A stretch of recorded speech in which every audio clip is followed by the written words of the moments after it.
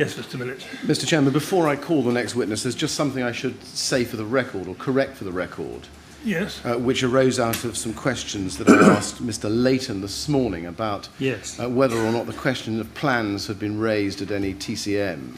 And I believe I put it to him on the basis that there was no record of that issue having been raised at the TCMs. And that was correct so far as the contemporaneous records of those meetings go. It was not correct to the extent that it might have included, or be understood to have included, Assistant Commissioner Andy Rowe's own record, which is Appendix A to his statement. And I should just give a reference to that, which is LFB 0001848 at page 4, where at the 3:20 meeting, his recollection, admittedly after the event, soon after the event of that meeting, is that he did ask for plans. Yes. That will obviously be a matter for you to weigh in due course. Well, thank you for clarifying that. I think it's important that we do that. Yes. Now, Mr. Chairman, I now call Mr. Robert Black. Yes. Robert Black of the TMO. Thank you.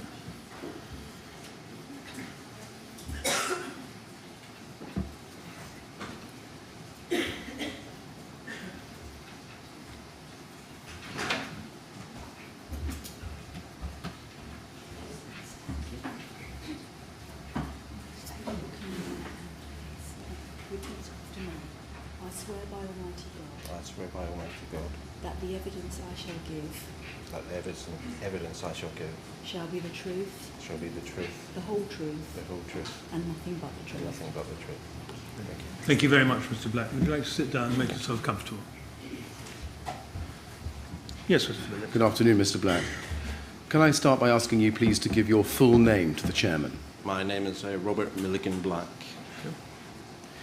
And can I begin by thanking you very much for attending today to help us with our investigations.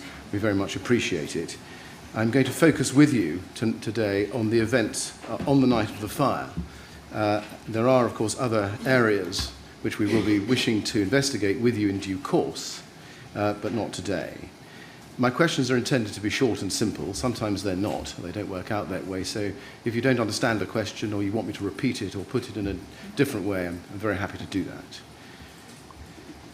And I should just also say, sometimes witnesses find recalling the events of the night difficult. So if you need a break at any time, just let me know. Now, you provided one witness statement to the inquiry, and that is TMO 1004891. If we can please have that on the screen. Is that the first page of your statement? It is. I should just say that we will be looking at documents as we go through your evidence. There are a number of places to see those. You can use the screens at the back, the screen on your desk, or your... Just work out what's best with my glasses. Yes. And if you could turn, please, to the third page of that statement, you'll see a statement of truth over a signature and the date of the 22nd of August 2018. Is that your signature? It is, yes. And have you read this witness statement recently? Yes. And can you confirm that its contents are true? Yes. Now, can I begin by asking you some questions about your career and your position? It's right, isn't it, that in June 2017 you were the chief executive of the Kensington and Chelsea Tenant Management Organisation? I was, yes. And you held that role between 2009 and December 2017? Yes. And was that a full-time role? Yes. Can you describe your career path before 2009? Yes. I started working in housing in 1991 with a company called English Churches Housing Group in a programme called the Rough Sleepers Initiative, which was started by the Conservative government. So my first job was a sort of housing officer in a hostel in Pentonville Road, which had been opened up for 24 people, rough sleepers. I was a sort of officer for a year, and then within a year I became the project manager of that scheme, and we provided support and care to people right off the streets. I then became manager of a hostel, another rough sleepers hostel in Kensington, Chelsea, for 90 rough sleepers, which was a sort of move on from the street. And I kept that position for a year. And then I got a role as regional housing manager with the same company. The company was called English Churches Housing Group, managing all the hostels and temporary hostels in London. I then became business manager of all the hostels in London when they restructured, north and south. And then I became assistant director of the north region, which covered support, care, sheltered housing and general needs. And during that time I also became the regional assistant director for the south as well. So in a sense I managed the whole north and south region across all the services we provided. I then left that to get a job with a company called Circle 33, where I was Director of Support and Care for a company called Epic Trusts, which was a specialist support and care company providing a range of support from, again, hostels up to high care learning disabilities. Within a year, they merged and with another company called Anglia and became Circle Anglia. Then I became Executive Director of Customer Services across the 45,000 homes, covering housing management, support and care, asset management, and the customer contact centre. The structure was built into business units, so I managed 7 managing directors and a director of asset management. And I worked there for 5 years. And then I got the job with the TMO, Kensington Chelsea TMO, in 2009, and I worked there until I left on the 31st of December 2017. And what did your role as CEO of the Kensington and Chelsea TMO involve?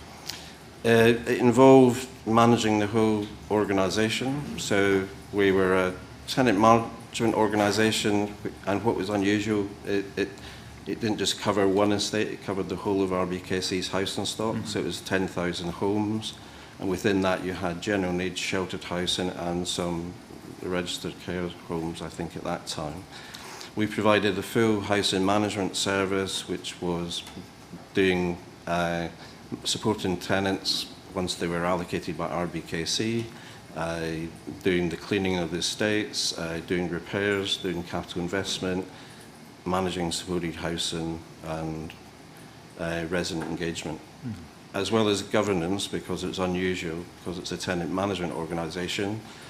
We were owned by our members, so there was 10,000 homes and everybody was entitled to be a member. We had roughly, by the time I left, about 5,600. And those members were able to vote at elections to elect residents who stood for elections to the board. The board was made up of 15 people. 8 of them were residents elected on a 3-year cycle. There was 3 independents appointed by the board, and there was 4 council appointees, which originally were 4 councillors, but when I joined they changed it to 2 councillors and 2 independents. So overall we had 5 independents. So a large part of my job was managing the membership in terms of governance. So it was a huge part, because under the TMO legislation, you have to, every year, hold a ballot of members to ask if you want to continue managing the stock. And one of the things when I joined is very few members took part in that ballot. And over the 7-8 years, we increased the membership, but also the participation of that membership in both the annual AGM board, but also the members' election. So I think the last time it was about 33% of the members voted, and the amount of people that voted for board elections rose from, on average, people getting about 400 votes to getting 800 votes.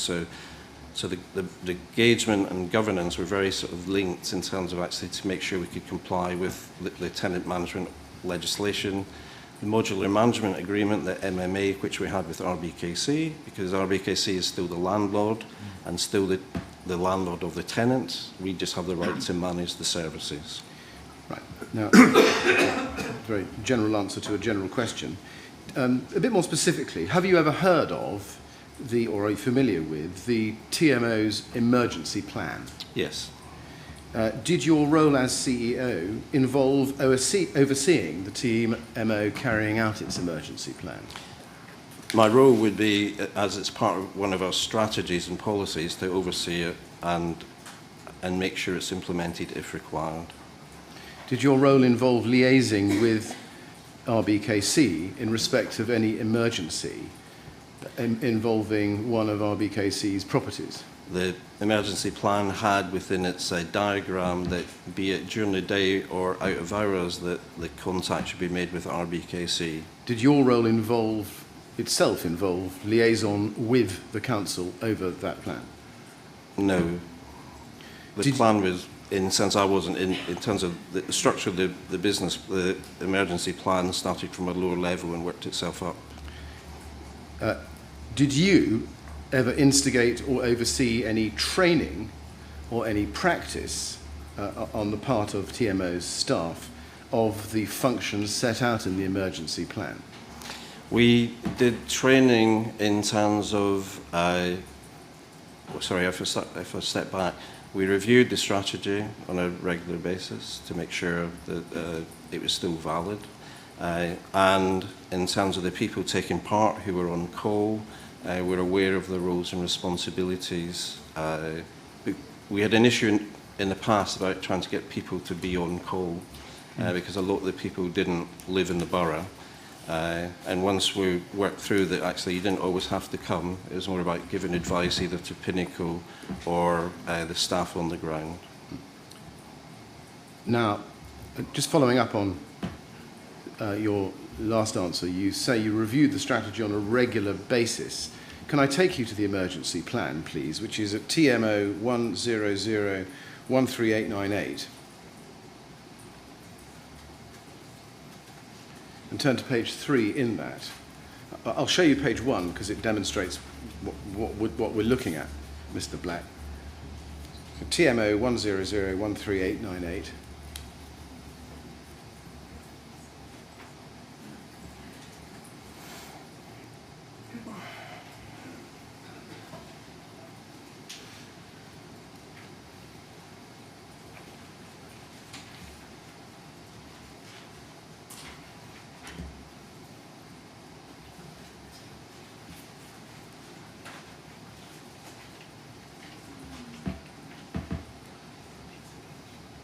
It's TMO 100-13898.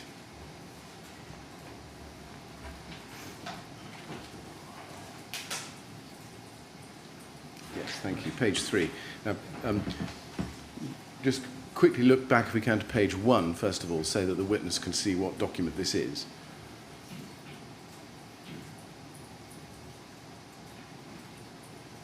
So this is the emergency plan. Yeah. It doesn't tell you what date it's as at, but if we go then back to page 3, please, we can see that the version 1 is August 2004, and then it was revised 3 times after that, once in May 09, once in May 15, and once in February 2016. When you said in your last answer that you reviewed it on a regular basis, are you referring to these review dates or something more frequent? These dates? I'm reviewing to those dates. Right, okay. Now, I asked you questions about training. My question was, did you ever instigate or oversee yourself any training or practice of TMO's emergency plan? No. You didn't. Did you yourself receive any training in how that emergency plan worked? We had sessions with the executive where the staff took us through the plan, outlined the rules in terms of either an executive level, senior management level, or frontline staff level. And the last one of those we had was in November 2016. And did that involve what would happen in the event of a major incident? Yeah, I'm very clear, as the plan is, that it's about defining what the emergency is. So this emergency plan can vary from someone's flat being flooded or something like that, to, again, when we had a small fire at Adair. But it was always clear that actually if it moved beyond that, then we would have to go to RBKC and seek their support and help as the strategic authority and engage with its emergency plan because they had the resources and the statutory responsibility. Did you ever receive any training in something called the London Resilience Partnership Strategic Coordination Protocol? No. Have you ever heard of that? I've heard of it as part of flicking through RBKC's plan. I'm aware of there's an escalation within boroughs up to London and beyond. Had you heard of it, or were you at all familiar with it on the night of the fire itself, or is your knowledge about this document? It's probably my something- knowledge is after. Right. I was more aware of RBKC's, its plan or its tri-borough plan.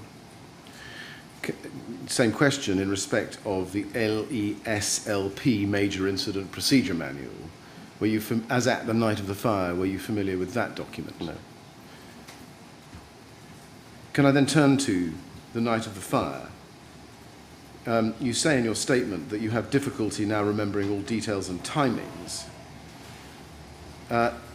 Did you yourself keep any contemporaneous written record of the events or your actions on the night of the fire? No. Is there a reason why not? No. It just wasn't. So again, when I arrived there, and I don't want to jump too far in your questions, that the local authority liaison officers were in place and they were keeping notes. Therefore, I recognised that was the plan had been put in place. And my job was really, I'm not included in the local authority plan, and my job was there to help if I could. Did you make any note or log of your actions after the events of the fire, but prior to making your witness statement for the inquiry? Is there a reason why you didn't do that? It was quite chaotic afterwards. There was a lot going on, and not only were we dealing with the sort of disaster on the ground, I was also having to deal with governance and responsibility with my board. So a lot of my time was working with them because they were obviously concerned about what had happened, and we were working with our solicitors to try to understand the situation. When you prepared your witness statement, Mr. Black, did you look at any documents to refresh your recollection? No, I didn't have any access to documents because I wrote the statement. I had left the organisation, and I don't have links to my emails or telephone. So do we take it from that when you did your statement you had no documents in front of you at all and were working directly from your recollection? Yeah. Now you say, if I can show you this please, at paragraph 3 of your witness statement, that you received a call at about 1:30. Yeah. And you say you were at home. You say, I received about 1:30, received a telephone call at home from a TMO board member who lived near to Grenfell Tower to advise me of the fire. Do you recall who that TMO board member was? I do. Who was that, please? Sharon, who was one of my elected board members. Right. And I think there's an email of that which records that you were told by Sharon, because you sent it, and I just show it to you. It's TMO 1003696. Yeah. And you can see that it bears the date and time at the top of 02/26/45. I'm going to come back to that in a moment. But in the text you say, "Dear team, we have a major fire at Grenfell Tower. The fire brigade is on site. I was told by Sharon, our board member, Yeah. RBKC are aware," etc. And then you say, "Hash is on his way to the ground, and you have spoken to," I suppose that should be Teresa. Yeah. "I am going in, Robert." So, did you send that email shortly, or how long after receiving the phone call did you send that email? Well, first of all, when I got the phone call, I was in bed and I couldn't quite understand what was going on. So I got up, I went downstairs. My son was still up, and I asked him to look at the news. I saw the horrible sight of, as you've heard so many times, which, you know, it's quite hard to comprehend. So I then phoned Sharon back and said, "I've seen it.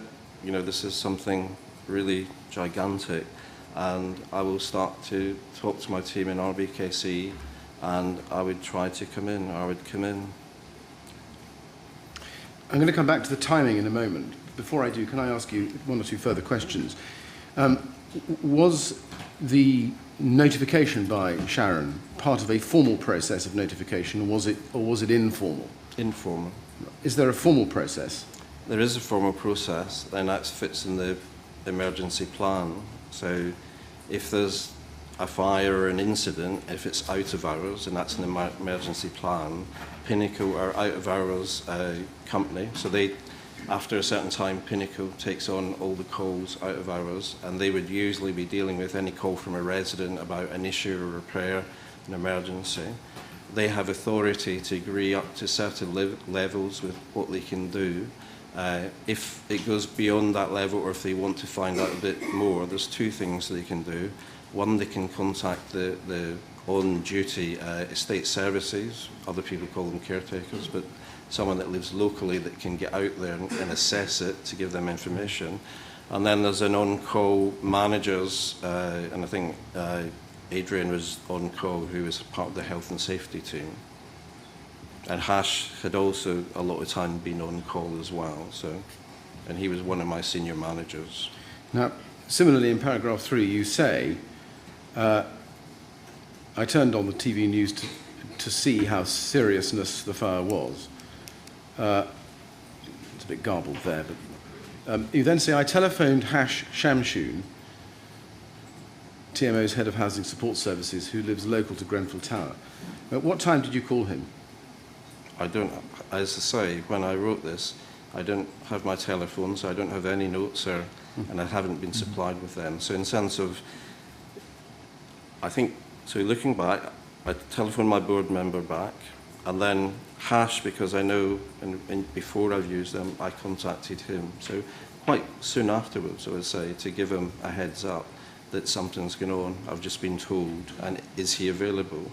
Because again, he lives very locally compared to most of my senior managers. So again, having seen the size of the fire, that actually what I wanted, not only I knew that we'd have our state services person on the ground, but actually to have a senior manager who could actually get there. Adrian was at home, so he could deal with that. Right. Now, I'll just park the timings of this in a moment, in light of what you've just said, and just ask you one or two other questions. First of all, was the TMO emergency plan, to your knowledge, actually ever activated on the night of the fire? No. I mean, apart from the aspect that I know where when the fire started and it set off the signal that went to Tunstall, who, in terms of actually then followed the plan by reporting it to the fire brigade and to CSC, or Pinnacle. And they then started to, well, the fire brigade got there quickly, and then the Pinnacle were then trying to work out, well, what is this fire, what's it like? So I know that started. But from my aspect, having dealt with some smaller emergencies, that there is just no way our plan could deal with that, even though I'd only seen it on TV.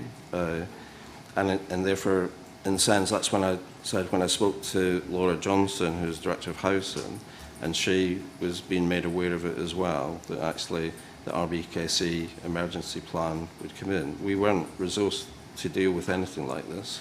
Can I ask you then to help me with something, please?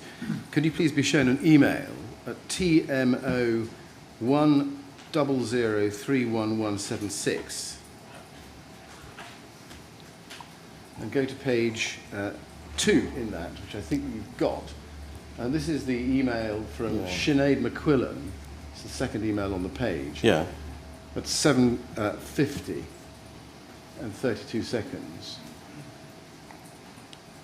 To a number of people. They're board members. CC to you. Do you see it's The copied? board members? So in terms of Sinead was the company secretary. The email was sent to the TMO board members to let them. Some already knew because they were phoning, but this was to try to give everybody a heads up. And in the text it says, in the first line, you will no doubt have heard the distressing news regarding Grenfell Tower. I want to reassure you that the emergency plan has been activated and Robert is on site. Is it true that the emergency plan has been activated? What I would say is the aspect of the emergency plan where in terms of letting the fire brigade and letting Pinnacle was activated. But when I got there, remember this came at 7:50? So I take it Sinead came in and whacked off an email. She didn't discuss the email with me. I think it was a response to try to give the board some reassurance. But by that time, the RBKC plan and structure, in terms of its LALOs, its borough command, the back group, was in place, and the silver group. But when she says the emergency plan has been activated, I think what you're telling us is that actually that's not correct to the extent that it refers to the KCTMO I think emergency plan. It should have referred really to RBKC's emergency plan has been activated and we're working with them. Now, in terms of the responsibility for making the decision whether or not to activate the TMO emergency plan, does that rest with Pinnacle or did it rest with the relevant TMO duty officer on duty? As I say, because Pinnacle, if you look at the graph that's in it, shows you that their job when they're told there's an emergency, depending on the size, is to alert the people on the ground and to try to make an assessment. I think by the time we got there is that RBKCs had kicked in. Right. So far as you're concerned, is this right, that it was always the RBKC emergency plan running and not the TMO's plan? Yeah. I mean, yes, because although we're a reasonable size organisation with 10,000 homes, we just don't have that resources or authority to go and set up rest centres. We have community rooms, but they wouldn't have been able to deal with the size of it. We don't have the muscle or the authority to command people to do things. So for me, we were always and wanted to be in that plan, because in a sense they are the people that actually, as you have pointed out, link into the wider plans if it goes bigger into the London plan. Now, given that it was not the TMO emergency plan that was running, but the council's emergency plan, what did you understand the role of the TMO to be in responding to this fire? One, it has no role, because actually the local authority liaison officers are the key part. They're on the ground and they're the authority to command resources. You've got the Beck group, which is sitting at the town hall, and then you've got the Silver group. So the TMO isn't part of any of those groups. So in terms of, for us, once that's enacted, the statutory powers, the police, the fire brigade, and the local authority have taken over in the sense of the area, the estate, and all the responsibility in it. Because, and almost in the sense, I think we wrote to you and said, you're almost there as a spare part about trying to help. And I think that was a sense of what my team wanted to do.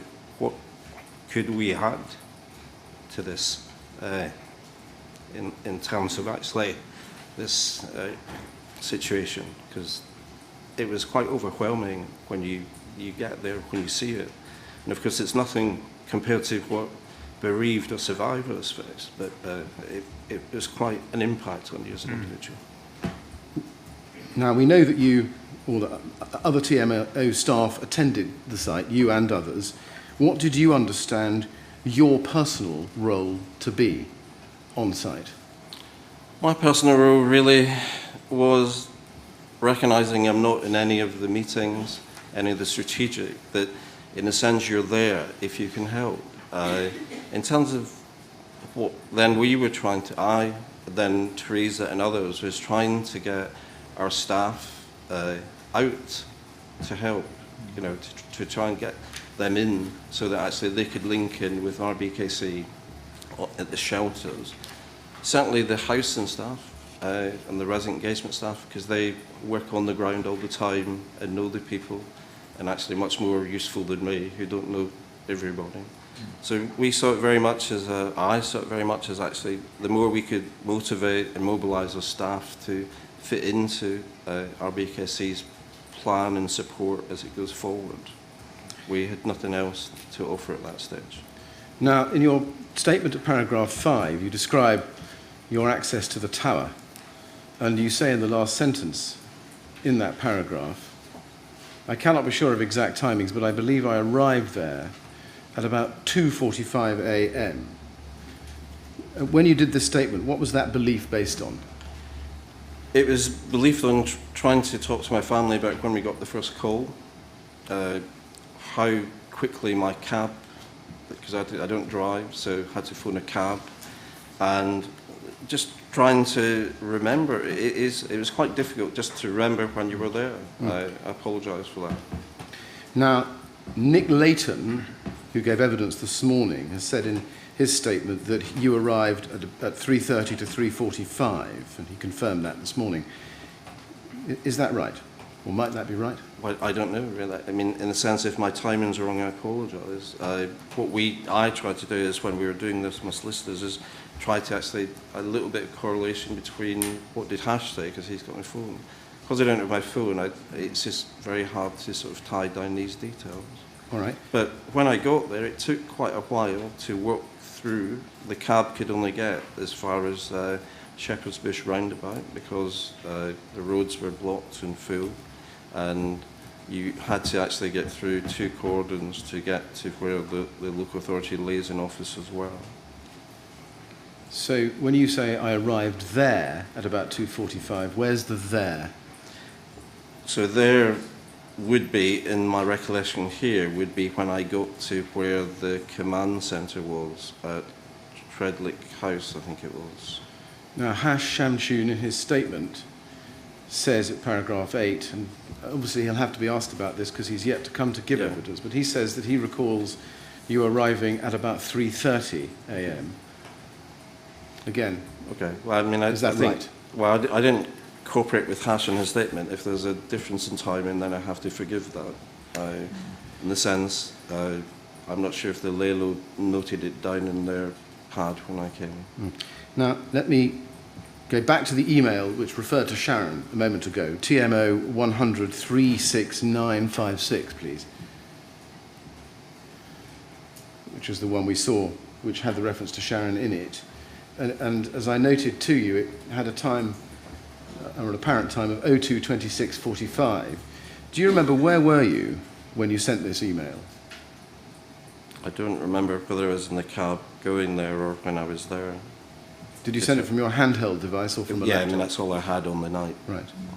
Now, I'd like you to help me with something, please. Could you also be shown, and we can have two of these on the screen at the same time, TMO 100311176 at page 10.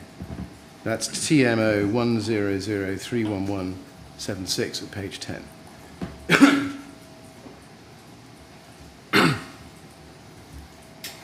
Now, help me with this, Mr. Black. We've seen on the right-hand side the email I was just showing you, which carries a time mark of 02:26:45. On the left-hand side of the screen, you can see there are a number of emails, the middle of which is from you to what appears to be the same recipients, 14th of June at 03:27, dear team, and then the text is exactly the same as far as I can see. We have a major fire at Grenfell Tower. The fire, and then the same error is made. The fire .brigade is on site. I was told by Sharon, our board member. RBKC are aware and are preparing Red Cross shelters. Hash is on Oz way into the ground, and you have spoken to Teresa. I'm going in. It's exactly the same text, as you can see. Can you help, please, explain why the one on the right says 02:26:45, but the one on the left says 03:27? No, I'm afraid I can't, honestly. There seems to, I mean, when we were going through this, there seemed to be a few texts that seemed to, or emails that seemed to not sync in time-wise, right. And I don't understand. Okay. Now, when you said, I am going in, did you send this email before you left or on the way? I think you said... I think it was saying I was on the way. Right. And it says Hash is on his way to the ground. You'd already spoken, therefore, to Mr. Shamshun at this point. Now, given what has been said by other witnesses, including Mr. Shamshun, about your arrival at about 3:30, are you able to assist us which is the right time, whether it's 02:26:45 or 03:27? I don't know, to tell you the truth. So I think that's what I'm saying to you. When I wrote the statement, I thought that was about the time. If it's later, I have to accept that. I can't understand why we have 2 emails with different times. You'd need to ask a technical or ICT person why that might happen. Right. I didn't send 2 emails. Right. I think you said when you wrote this statement, you hadn't seen these emails. Is that right? Or is that wrong? You said you hadn't seen any documents when you wrote the statement, or am I misunderstanding your evidence? Well, no, I hadn't seen them. I saw all these emails later. But again, I was more, and I think we sent a timetable of what we thought they were. Right. So you'd seen these emails prior to giving evidence today? Yes. Right. So when you confirmed that the statement was correct, did you know that, in fact, the timings in it were wrong? No. No, sorry. What I'm saying is, I think when I go back to it, the confusion is that I don't have the exact time, and it's either between 2:30 or 3:30, and at the time, I gave the best time I thought I could. If other people are saying it's another time, then maybe there's a mistake there, and I apologise for that. But I can't go beyond anything beyond that. Mm. And you're sure you only sent one email? Yes. Because it's the same people, I think. Well, yes, and so there's a conundrum as to why we should have these two different documents at different times. Yeah, and I think you can't help with that. I think when we went through some stuff a bit earlier, there is another one or two emails that seem to be out of sync, which again I can't explain. We'll come to those. My question was that when you swore to the accuracy of this statement earlier on today, Mr. Black, had you seen these emails before giving evidence? I might have seen them. I hadn't seen two of them with the different times. Right. So again, when I swore it was based on terms, again, what I thought was truth at the time. How long was your journey to the tower? Well, it takes quite a long while, from South London to 45 minutes. The email at 3:27, I'm so sorry, 3:27 that I'm showing you, am I showing you this for the very first time? Or rather, are you seeing this for the very first time? I can't remember, to tell you the truth. So I'm based on the email I saw it too. Now, if it's right that you arrived at the incident at about 3:30, or at any rate after 03:27, what were you doing? Well, let me backtrack a bit. Does that tell us about when you were first called about the fire by Sharon? Could you say that again, sir? I didn't quite understand what you're trying to say. If it's right that you arrived at the incident at about 3:30, or at any rate after 3:27, when were you? What does that tell us about the time at which you were actually first called about the fire by Sharon? Well, again, as far as I know, I get called Sharon about 1:30. And therefore, that would mean that 2 hours had elapsed between being called by Sharon and you sending this email at 3:27 saying, I'm going in. Well, that's your interpretation. What I'm saying here is I think I got there at 2:30 because I got the phone call, got dressed, phoned a cab. That's the best of my knowledge, Paul. Well, you say 2:30 now. In your statement, you said 2:45, and that's before you saw the email saying 3:27, Mr. Black. What I'm trying to get a feel for is what you were doing between getting the phone call at 1:30, as you say, and arrival. So I suppose what I was doing is, it's the middle of the night. I get up, I check, I'm trying to work out what's going on. I have to get dressed. I have to tell my partner what's happening. That I phone round some people to actually let them know that if they haven't seen it. A lot of people didn't answer the telephone because it wasn't there. I had to call a cab. You have to wait for a cab to come. I then get in a cab, and then I get to the place, and so therefore it takes some time. It's not gone on the transcript, but I thought I heard you say you phoned Ryden. Is that right? No. Okay.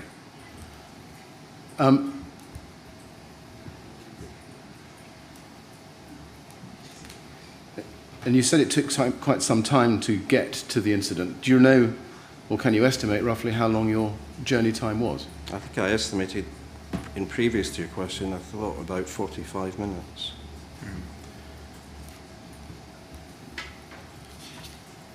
Which means that if you arrived at 3:30, you would have left at about 2:45. Or if I left at 1:30, or if I got there at, sorry, just let me check.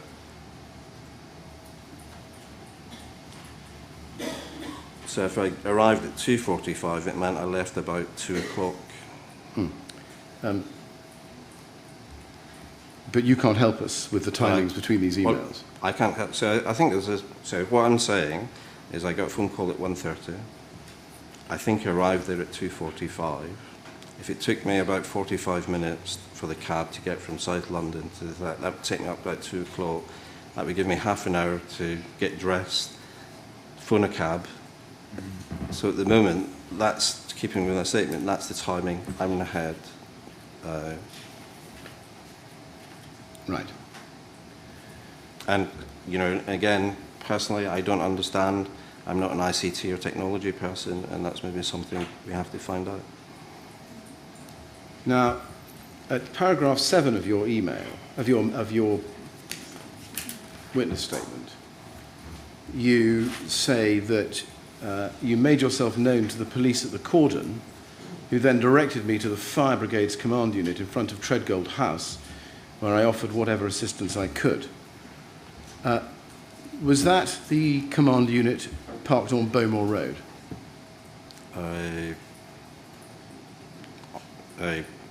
It's the one Treadgold, quite near the, sorry, I don't have its name, quite near where the leisure centre was, where the Leylers were based. Right.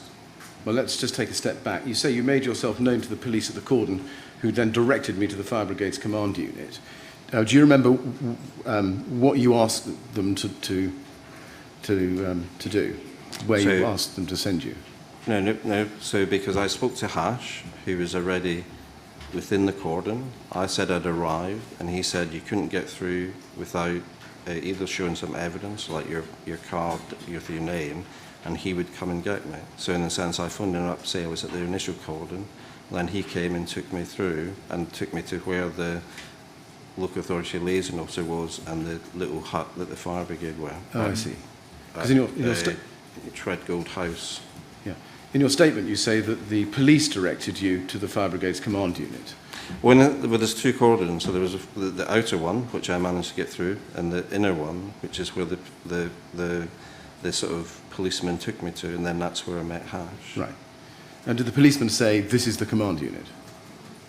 No, I don't know. I just said I was meeting Hash, and he was taking me to where it was. Right.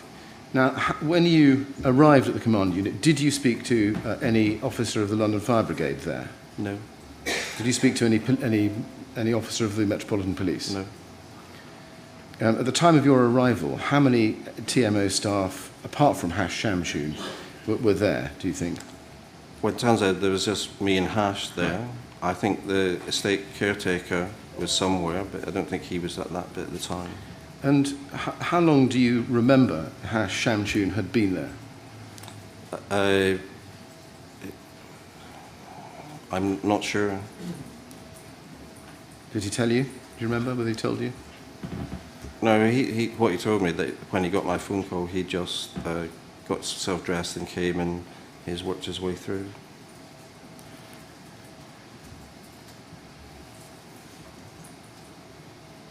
Now, did he provide you with an update?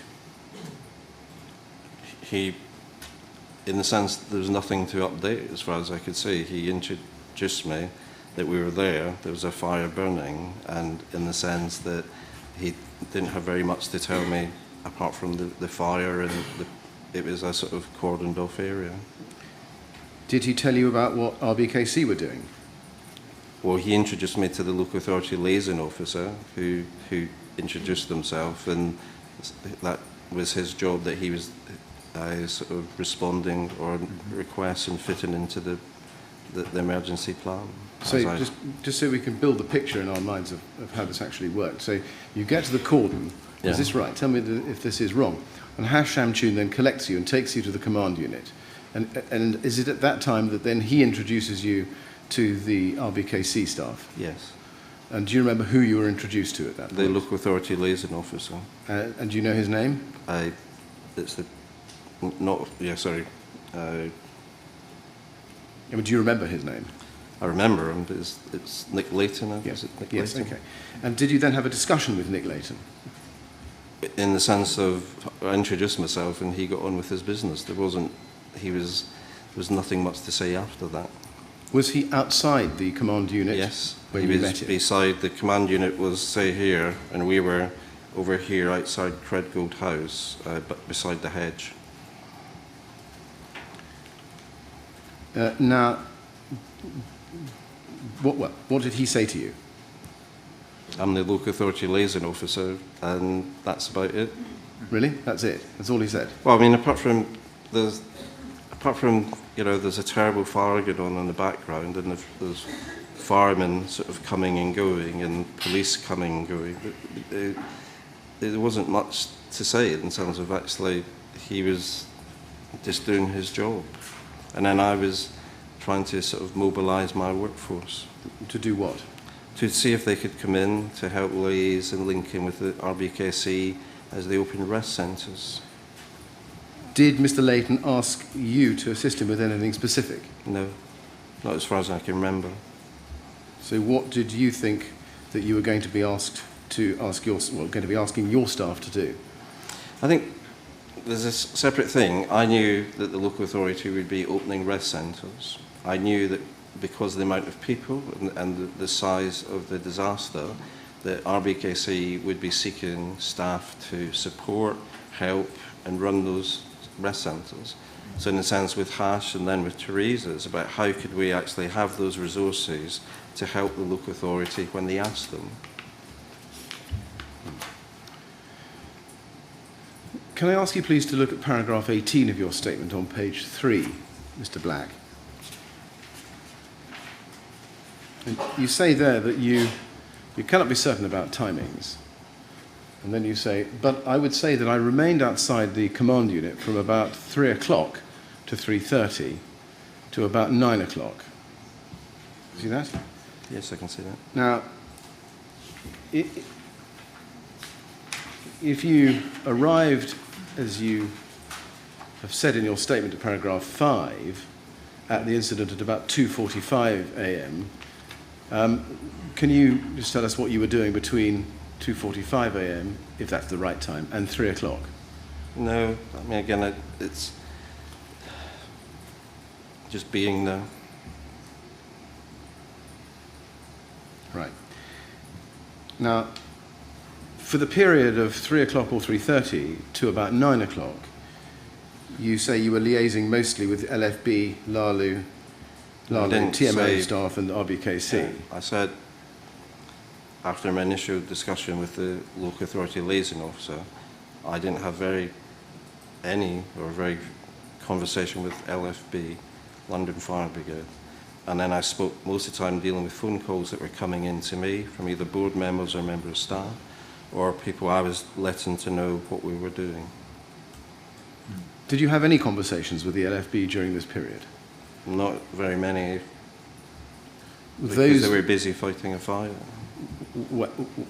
Well, some LFB officers were at the command unit, weren't they? Yeah, they were inside. Yes. And did you have any difficulty being able to communicate with them? Well, I didn't communicate with them because they were in their command centre managing the fire. They were liaising with the local authority liaison officer. It wasn't my role or place to be popping my head in to see how they were. Well, let's just see if we can break this down a little bit. You say in your statement that you were liaising mostly with, and you give a list, and one group in the list is the LFB. Which? And well, let me just ask a question. Yeah, sorry, there, 18. Yes. So let's just take it in stages. Yeah. Did you have any conversations at all with the LFB? Near the end of the night, when I sent the email to them, which is on record, with the list of residents, I think it was. We're going to come to that. Okay. But that was an email. Did you have any conversations, Mr. Black, with the LFB? Not as far as I can recall. Right.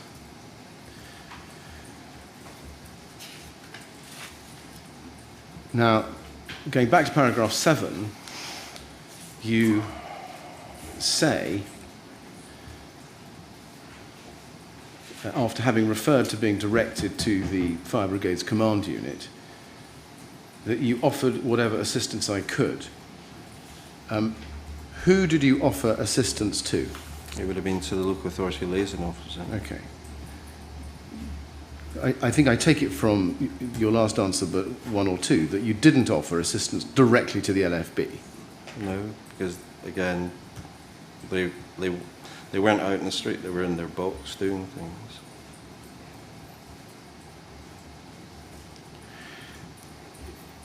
Did the LFB make any requests directly to you? Not as far as I can remember. If you had wanted to speak to the LFB direct, did you get the impression that there was anything stopping you?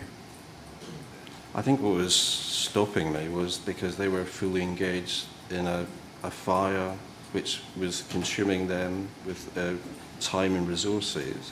And again, I felt very clearly that it wasn't my role just to pop in and say something, because the RBKC person was there in control, in a sense, you know. So that's it. Sorry. Now, at paragraph 10 of your statement on page 2, you say that some 33 TMO staff were in attendance. This is the third line up from the bottom of that paragraph. Yeah. Some 33 TMO staff were in attendance to assist with welfare issues and to collect names of survivors and persons reported missing. First of all, how was that figure arrived at? I was told at the time it was about that. I think it went up to about 40 later on. Who told you that? Teresa Brown. When did she tell you that? When? Yes. Sometime in the night when she was talking to me. Right. And do you know what time those staff, that 33-strong group of staff, were first mobilised? No, because in a sense Teresa would have been phoning around her team, and people would have been coming either in dribs and drabs depending on how far they were to travel. And do you remember who was giving them instructions when they arrived at the scene? No, because they weren't reporting to me. I think they were probably speaking to Teresa, and if the rest centres were requiring people, she or Hash or one of the managers would direct them. I didn't direct them to them. Are you able to help me with whether they were instructed as to what information the LFB or the Met needed?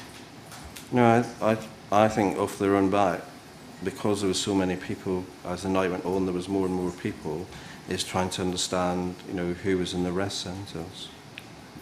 Right. Did you ever observe any instructions being given by Teresa Brown or any other senior TMO staff to these 33 people? No, because they weren't all round the command centre. Right.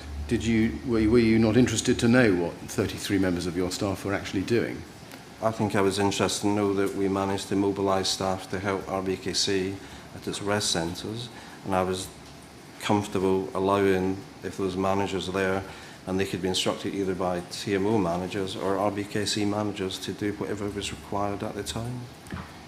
Do you know whether they had any system for finding out which flats people who had managed to escape from the tower had come from, and then getting that information back to the LFB? I wouldn't know that. That would be more localised, what was going on at the rest centres. Right. Was that not your ultimate responsibility? My responsibility was to help as much as possible. I wasn't part of the emergency plan. RBKC were running things and they were asking either my managers or my staff for information. In a sense, my responsibility, in a sense, once the staff were committed, wasn't to those areas. It was about whoever was managing them. Right. That was the contribution of the staff.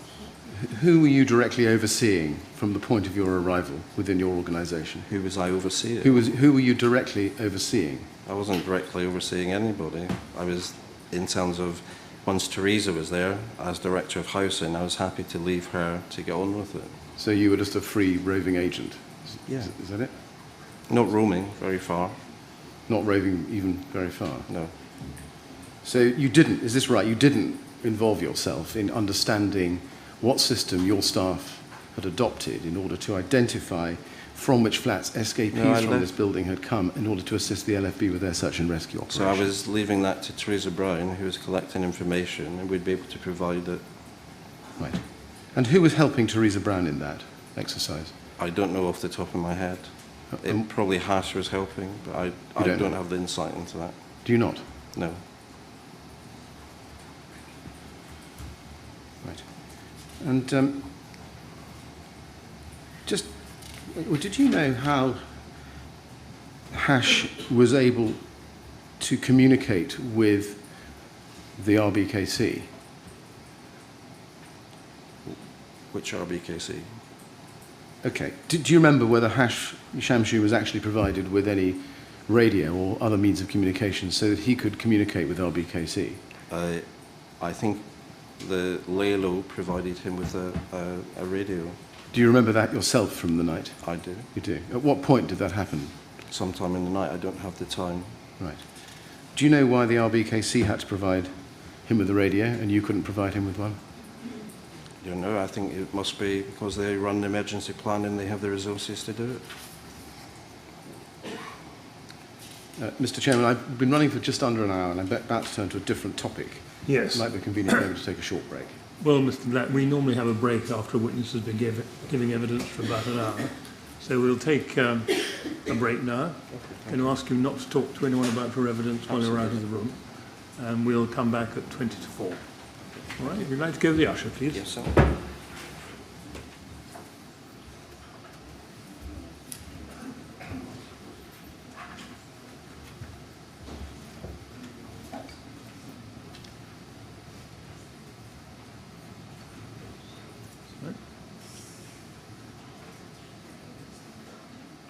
Right, 20 to 4, please.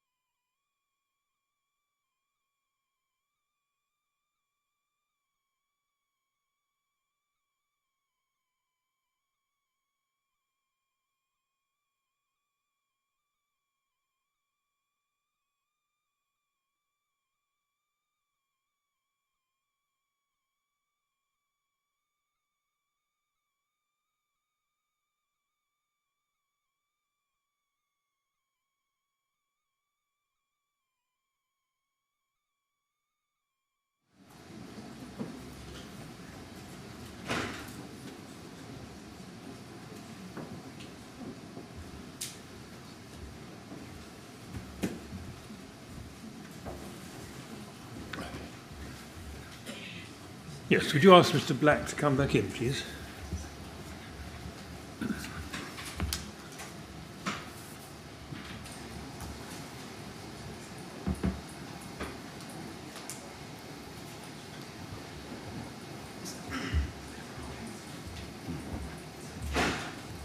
We might just wait a second while people settle themselves.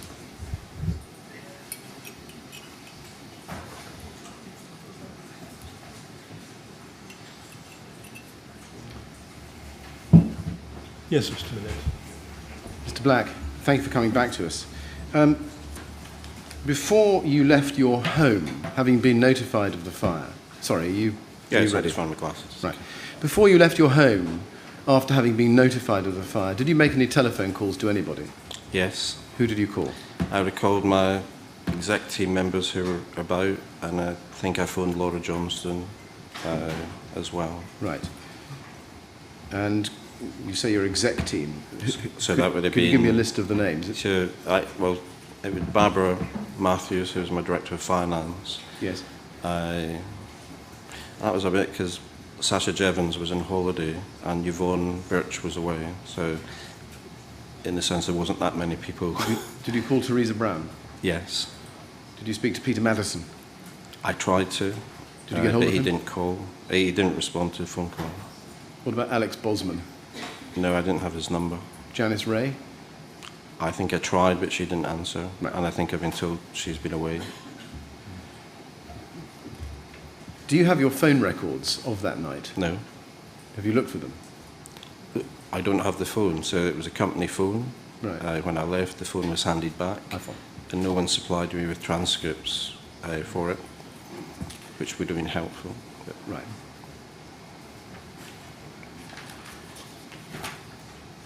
Now, I know you told us that the emergency plan wasn't in fact activated, but let me just ask you one or two questions about it, just to see if, in fact, some things were done. Can I ask you, please, to be shown the emergency plan at TMO 100 13898? And this is page 34, I'd like you to see, please.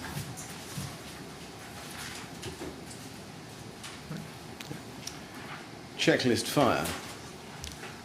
Yep. Just looking at the page, is this something you're familiar with at all, Mr. Black? yes, it was part of the emergency plan. It is, and you're familiar with it. You are informed by CSE Pinnacle that there is a fire in a block. To help you make an informed decision on what action is required, follow this action plan. Yeah. And then you can see questions and answers, questions and actions. Is the fire actually in a KCTMO block? Confirm it is a KCTMO property.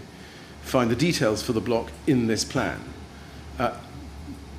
Was that an action that was taken, so far as you know, by TMO? I don't think so. Right. Question 5, are there KCTMO staff on site?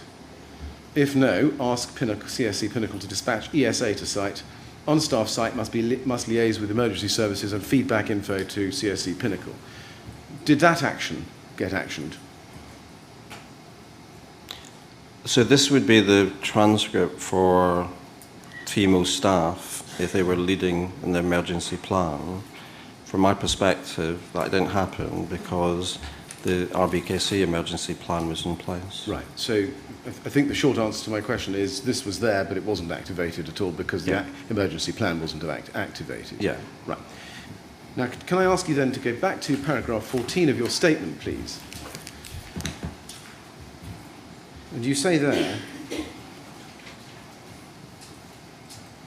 as far as I can recall, during the time I was at the command unit, and you've given the period for that in the previous paragraph as 3:30 to shortly before 9 a.m., fire officers and police asked to be provided with information such as the number of floors in Grenfell Tower, number of flats, occupants in the building, and information such as the presence of asbestos, etc., all to assist the fire brigade in managing their rescue attempts. Now, when you did your statement, that was your recollection, was it? Yes. You weren't looking at a document, I think, as you told us. Pardon? You weren't looking at a document. No. Do you know who command unit fire officers asked to be provided with that information? No. Did you observe command unit fire officers asking for that information? I think it came through the Leylos asking in general conversation. You were at the command unit physically, as I think you've explained and as is clear from this part of your statement. Mm-hmm. Did you observe, as you say here, command unit fire officers, forget police, asking to be provided with the information you've listed? Did you observe that for yourself?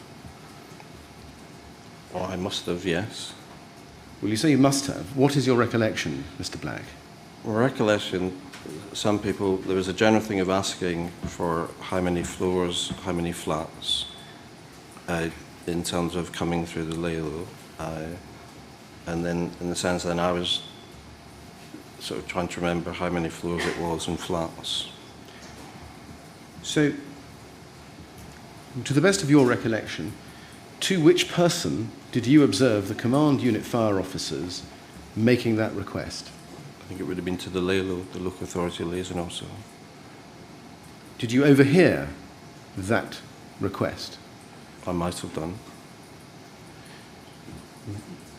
Having overheard it, were you able then to say to the Leylo, I have that information, or I can get that information?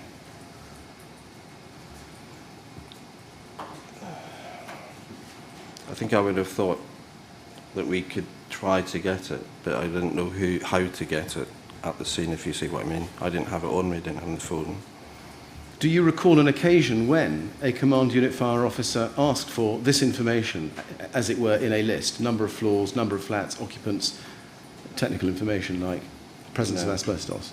No, apologies.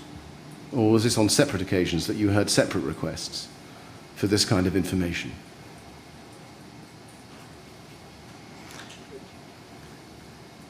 If I was asked, I then asked Teresa if she could get it, who would then pass it on to the appropriate teams. Yeah, I wonder if you could just help me understand the position. You were standing outside the command unit, reasonably close to it, is that right? And the Leylo was in much the same area. Yeah. And can you recall whether any fire officer came out of the command unit and spoke to the Leylo, where you were close enough at least to see that that was what was happening, No. or hear the conversation? No, I wasn't. So mostly the Leylo went into the command unit, I think, for the meetings. All right. Did you see or observe the Leylo communicating with the LFB through the window hatch, the sliding window in the side of the command unit? No. Now, Nick Leyton, the Leylo, up until about 7 a.m. when he left the site, says in his witness statement that he first asked you for a list of residents of Grenfell Tower after the second Silver Tactical Coordination meeting, which finished at 04:50. And he says that he asked you for that information and you then made a call to somebody asking for that information. Do you recall that? No. Do you deny it? I'm not denying anything. I don't recall it. You simply don't know one way, or can't recall one way or the other. Is that what you say? Okay.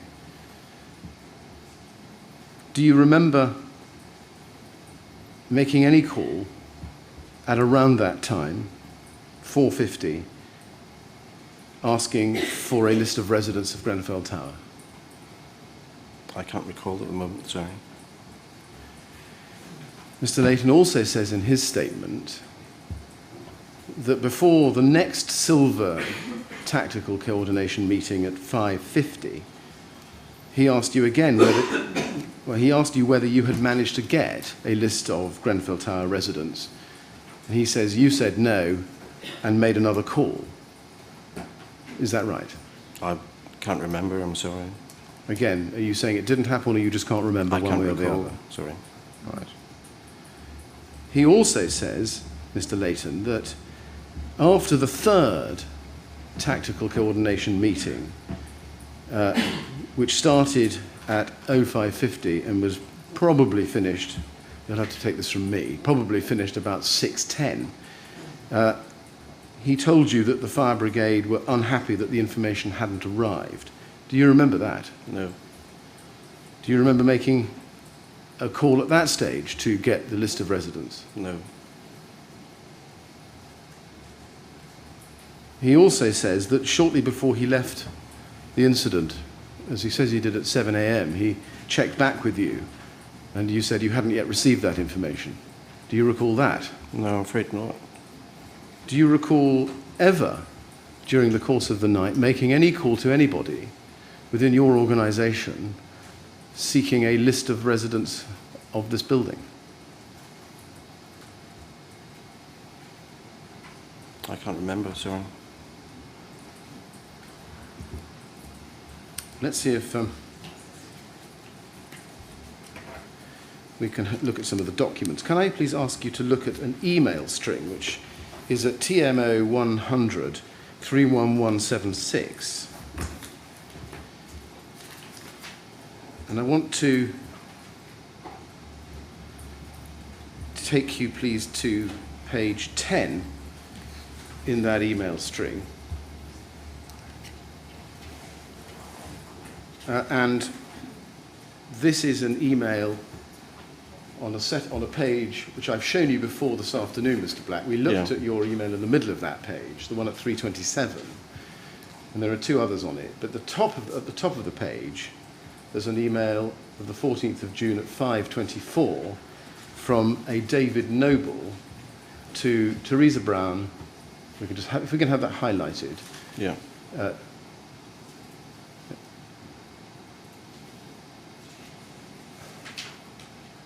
It's the top email. David Noble, 14th of June, 0524, to Teresa Brown, Robert Black, Angelique Noble, Louise Njandonyi, and Janice Ray. Subject: Grenfell occupants, Grenfell Tower, XLSX. All occupants of Grenfell as at 30th of May 2017, still trying to get live data to run, looking for plans. Now, you were a recipient of this email, and it attached a document. Do you remember receiving that? Sometime in the night, yes. Is there any reason to think that you didn't receive that at that time, 0524? I don't know if that's the time, that's the time. Now, we have no record of you sending that email on from your Samsung handheld to Mr. Leyton or to the LFB. Do you know whether you did or not? I don't think I did, no. You don't think you did? Why would that be? Because Mr. Leyton didn't ask for it. Or I assume maybe Teresa had it. Did you make the assumption on the night that Teresa, who was also on this email, had sent that to Mr. Leyton? I can't remember. I assume, I think because Teresa was organising things, I just recognised that she would have it. Did you have a discussion with Teresa? Well, first of all, let me ask you this. Were you able to communicate easily with Teresa Brown on the incident ground when she'd arrived? No, I think we met and then she was off and doing things, so we didn't actually see each other a lot, and actually it was hard to get through to each other sometimes. Right. She had her mobile with her, did she? She had a mobile, but sometimes she was doing things, I'd take it and... When you got this email, is this right, that you didn't manage to communicate with her and say to her, have you received this email, could you please give it to the London Fire Brigade or to the Leylo? I didn't realise they wanted it. But you didn't realise they wanted it. Who did you think wanted that information? I would have thought that David probably thought that Teresa needed it to actually sort of try to find out at the rest centres if all the people were there. Did you think to essentially follow up to make sure? Well, let me try it this way.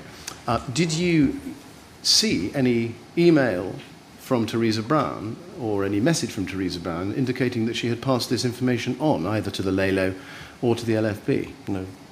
Having not seen that, did you not think to check to make sure that this information had got into the Leylo's hands or the LFB's hands? No.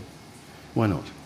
Because I don't know they wanted, or Did you turn your mind to the importance of this document or this information at all, Mr. Black?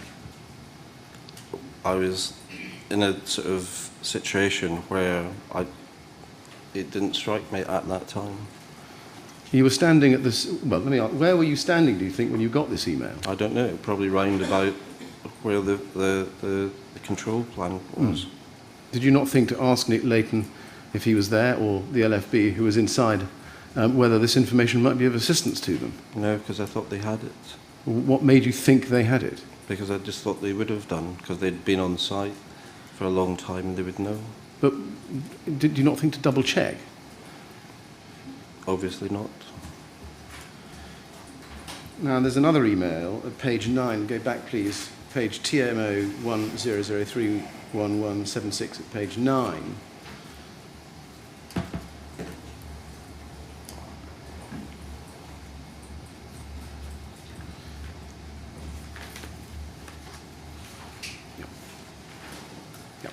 And at the foot of the page, that's an email of about 10 minutes later from David Noble to the same, well, actually slightly different recipients this time. 558, Robert Black. So you're the primary recipient on this email. Teresa Brown, Nicola Bartholomew, Janice Ray, Angelique Noble. Grenfell residence, Grenfell Tower shortlist doc, Grenfell Tower updated XLSX. It looks like there are two documents attached to that. One is what looks like a document, and the other looks like a spreadsheet. And it says, this is the up-to-date data.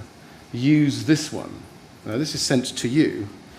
It's sent to all the participants, mostly who are all the house and management team, apart from Janice Ray.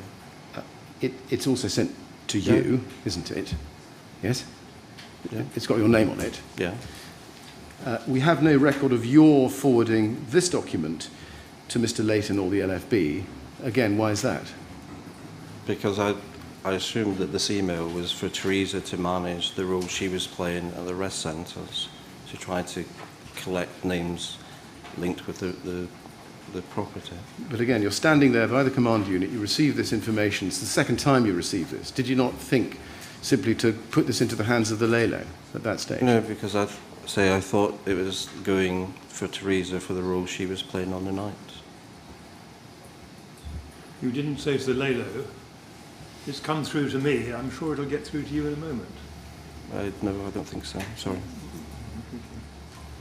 At this point, did you try to get hold of Teresa Brown and ask her whether she had put this into the hands of the LELO or the LFB? I don't know, I don't have my telephone records with me. No, I know. But from your recollection? It's very hard to recollect the timing and the phone calls, so apologies. Given that this data is coming to you... And Teresa and the house and management team. Mr. Mack, yes, I know you keep saying that, and we can see that on the email, but given that it comes to you, you're the chief executive of this entire organisation, did it occur to you at the time that it was coming to you because it was important information? I recognised I was included in it. I thought the information was for Teresa so that she could use it. Given that you are the first named recipient on this email, what made you think that it was for Teresa? Oh, that's just my thoughts at the time. You recall that, do you? Oh, that's what I said. Well, you recall having that thought at the time, do you? Well, I recall not doing anything with it. But you recall having the thought at the time that it was for Teresa and not for you? Yeah. Is that how you Yeah. thought of it at the time? Now, there's an email a little bit further back at page 4. I'm sorry to ask you to go backwards in this run of correspondence. From you, Robert Black, to a person at the London Fire Brigade, as you can see, at londonfire.gov.uk, Yeah. timed at 07:56. And if you look at the text, it's sent to the Fire Brigade, CC'd to Teresa Brown, and it's a forwarding email, do you see? And it forwards the same documents, Grenfell Tower shortlist doc and Grenfell Tower updated XLSX, hi from Teresa and getting a hard copy, Robert. And then underneath it, you can see the email I've just been asking you about, which was sent by David Noble to you and the others at 5:38. Do you see? Can you explain why there's a delay of 2¼ hours between your receiving the details from David Noble that we see in the second email on that page at 5:38 and you're passing them on to the LFB? I think that's when I was asked by the LFB to pass it on to them. So is the answer to my question that the delay of 2¼ hours between your receipt of this document and your passing it on was that you weren't asked by the LFB until this point? Yes. Do you know why you didn't pass this data on until that point? No, because it was only then I was asked and then given this London Fire Brigade email. Did you open the email to see what the attachments were? No, it wouldn't open on my phone. Did you try? It's too big. Did you ever get to see what those attachments were during the course of the night? No. Have you ever, since the night, seen those documents? I've seen them recently, in terms of talking to Teresa.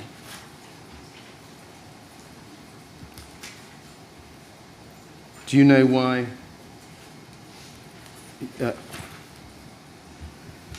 they weren't sent to Mike Rumble at any stage after 7 o'clock once he took over as Leylo? Apologies. Now I want to turn to the details of the building and ask you to go back, if I can please, to paragraph 14 of your statement.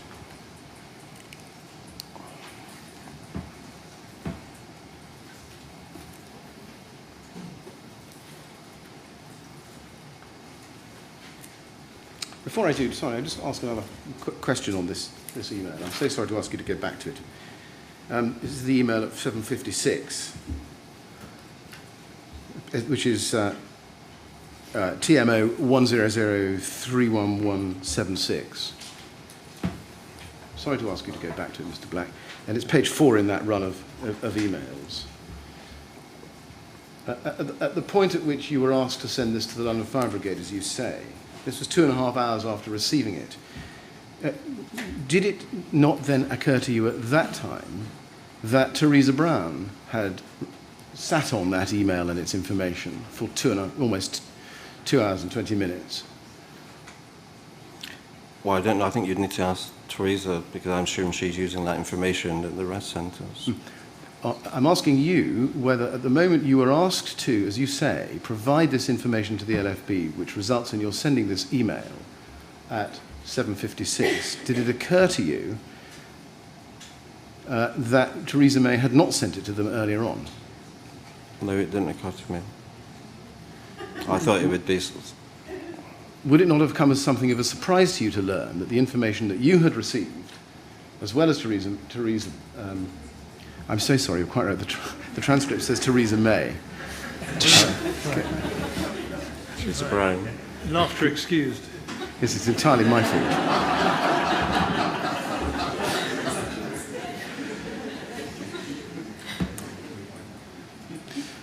I'm going to ask, there's a serious question underlying this point, Teresa Brown.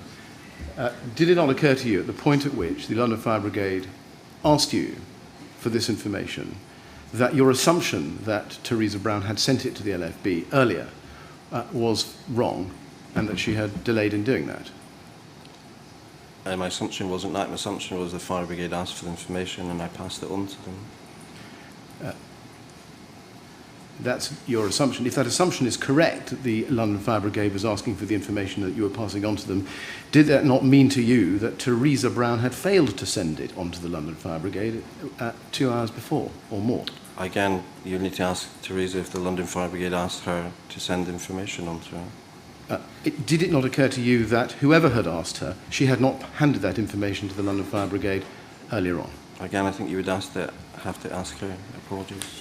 Well, I'm asking you what occurred to you, and I think you're not answering my question. Sorry. What occurred to me, I was asked to send information on, which I did. I wasn't thinking Teresa's not doing this because she wasn't there. She's busy in doing things. Right. It wasn't a simple night. People were running about. Now, paragraph 14 of your statement, please. Just to go back to that, we've seen it before. Yeah. And you say in the third line from the end, following these requests, I made inquiries from TMO's staff, better placed to provide accurate information. This information was then passed on to Teresa Brown as we got it. She then passed it on to the appropriate teams. First of all, do you remember whether you or other members of the TMO staff had a copy of the TMO emergency plan with you, either in hard form or electronically? No, I didn't. You didn't? What about others? I wouldn't know that. Now, you've said before you were familiar with the TMO's emergency plan. Can I ask you to go back to it, please? It's TMO 100-13898, and I'd like to take you, please, to page 39 to start with. And we'll wait for it to come up on the screen. It says there, Part 2, Property Details. And it's a very lengthy document, but just in general terms, can you confirm for everybody that this document has two parts, the first part of which is the plan, and part 2 of which is the property details? Yeah, so the first part's strategic in terms of the plan, and the second part's the operational detail. Now, if I can ask you please then to go to page 145, and just, we've got that there. We looked earlier on and we saw that this plan was revised in February 2016, earlier on in your evidence, just to remind you of that. Looking at page 145, this is this right? This is the page for Grenfell Tower, Lancaster West. Yep. And it goes on to 146, it goes over 2 pages. And this is a format which is used for all the other properties under the TMO's remit. Is that right? Yeah. One for each block. One for each block. Is it only blocks, or is it other TMO property as well? Well, in terms it's the house and stock in terms of how it's broken down. Right. And then it says halfway down the page, under the title about the local environment, a nearby place where police, fire, ambulance can gather. Initially, the fire services would pull up under the block in Grenfell Road because of the position of the fire riser. Gathering point can be the car park overflow located by Silchester Road where there is a space to set up. And then information useful to the emergency services. You see, there are, first question, are basic plans available, and if so, are these attached? And there's a blank. Do you know whether or not there were any plans available to be attached to this part of the emergency plan? I wouldn't know the detail of that, sorry. Who would, please? It'd be the operational teams, so it cut across house and management, asset management, and health and safety. So in a sense, they pulled the information together. And then you can see some other questions down the page. Main electrical intake, gas, water, and then other significant special features, other on-site specific information, location of relevant keys, in reception, ground floor. And then over the page, other means of escape, stairs, exit at walkway level. And I should have shown you this on the first page as well. I'm sorry to go back to it. Number of dwellings. Sorry to go back to the first page. Yeah. Number of dwellings. Go up the page. I'm sorry, this is my fault. I should have shown you the first time we looked at this. Number of dwellings, 120. And then under that, approximate number of residents, 330 to 360. And then please give an indication of the likely number of vulnerable residents, 8 to 12. And then if you go back to page 146, other means of escape, stairs, exit at walkway level, and then other information. The block has an automatic fire alarm and smoke extract system. And then you can see that there's some fire safety advice. Second entry up from the bottom in that box. In case of fire, residents are advised to remain in their homes unless affected by heat or smoke. They'd be advised by fire services or the estate office when to leave their homes. And then the date, 25th of February 2002. Yeah. Do you know whether there's a more up-to-date version of this document as part of the emergency plan? It should be, and I'm very disappointed to see the date here. Right. So if there isn't, and we haven't seen one, as at the night of the fire, this document was 15 years out of date. Is that right? It would appear to be so. And it wouldn't even reflect the refurbishment? Yep, I agree. Because if it did, it would say 129 flats. Yep, I recognise. Presumably, if it did, it would reflect the up-to-date number of vulnerable residents, wouldn't it? Well, the up-to-date vulnerable residents would be on the housing management system, not on that. So that's a live record. So in a sense, these are almost static in some sense and have to be updated. Yeah. On the night itself, did you actually have in your hands or the other TMO staff's hands a reliable number for vulnerable residents in that building? I wouldn't have had, and I think that's what, in terms of Teresa, would be trying to get at through the data of the system. Given that it's one of the 300 features or factors that are part of the emergency plan, did it occur to you on the night, did it go through your head on the night, that one thing you needed to do was to make sure that you, or somebody who was reporting to you, had as soon as possible in their hands an up-to-date and reliable list of who the vulnerable residents of this building were? And in that sense, that would be my operation director, Director of Housing, Teresa Brown. Because in a sense, her staff would update that information where appropriate if they knew about it. Did you give her any specific instructions to go and find that information? No, because she's a director and she would probably understand that herself. Did you and she ever have, during the course of that night, any conversation about how to go about finding that information? No, because I think she would know how to do that.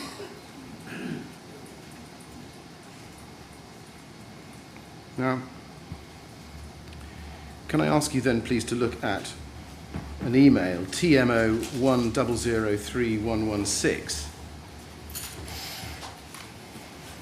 And I'd like you to go in that to page 6, please.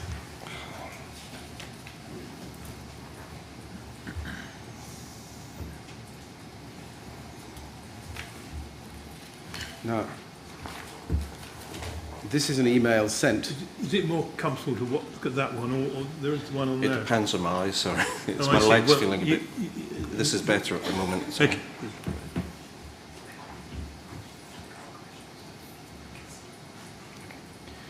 Now, this is an email from David Noble, 14th of June 2017 at 0603, Mr. Black, sent to Teresa Brown, Janice Ray and Nicola Bartholomew. Now, I appreciate you're not on that email distribution list. And it says, subject Grenfell Emergency Plan section. And then we can see, if we just follow our eye down the page, it says, name of block, Grenfell Tower, and then the postal address, etc. And the number of dwellings, do you see? Yeah. 120. Approximate number of residents, 330 to 360. Indication of vulnerable residents, 8 to 12. You can see the theme that's emerging, can't you, here? Yeah. And then if you turn the page, you can see at the bottom of page 7, location of relevant keys in reception, ground floor. And then at the top of page 8, stairs, exit at walkway level. It looks as if Mr. Noble had simply cut and pasted the details for Grenfell from part 2 of the TMO emergency plan that we were looking at earlier, dated 2002, and sent them on the night of the fire to the incident ground. It looks like that, yes. Did you know that he did that at the time? No, because it's not copied into me. So you didn't know that TMO staff were sending detailed information about this building that was 15 years out of date? So what I know is David sent it to the housing management team, who Again, you would have to check with Teresa, who understood that to be out of date, and that's for as much as I know.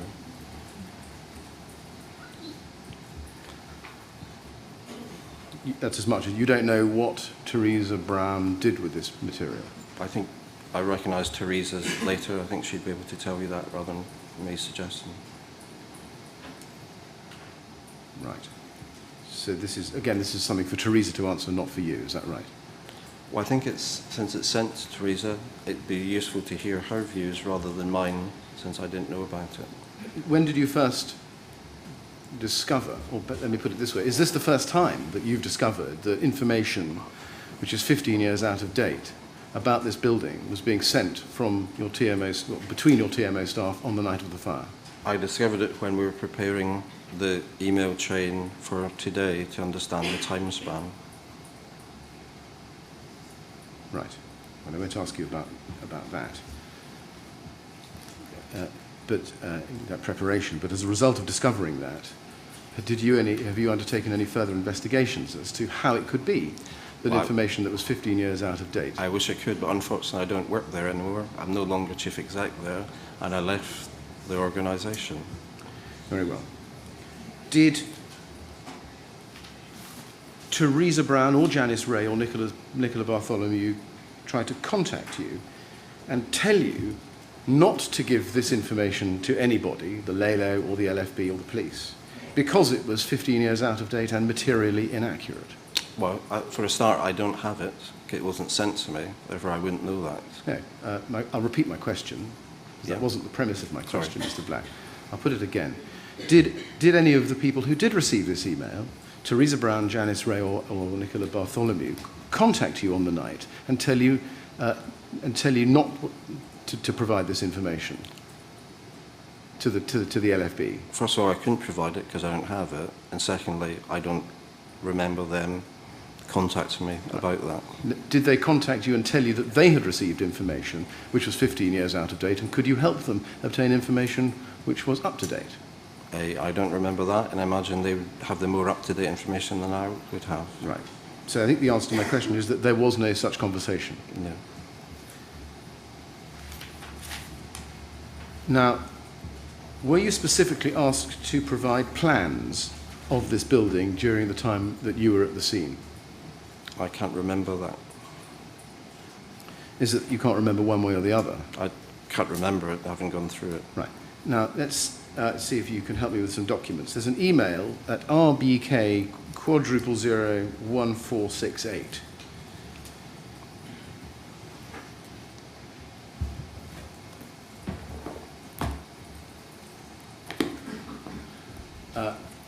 And this is an email sent, it appears, at 5:15 from your Samsung device to John Allen.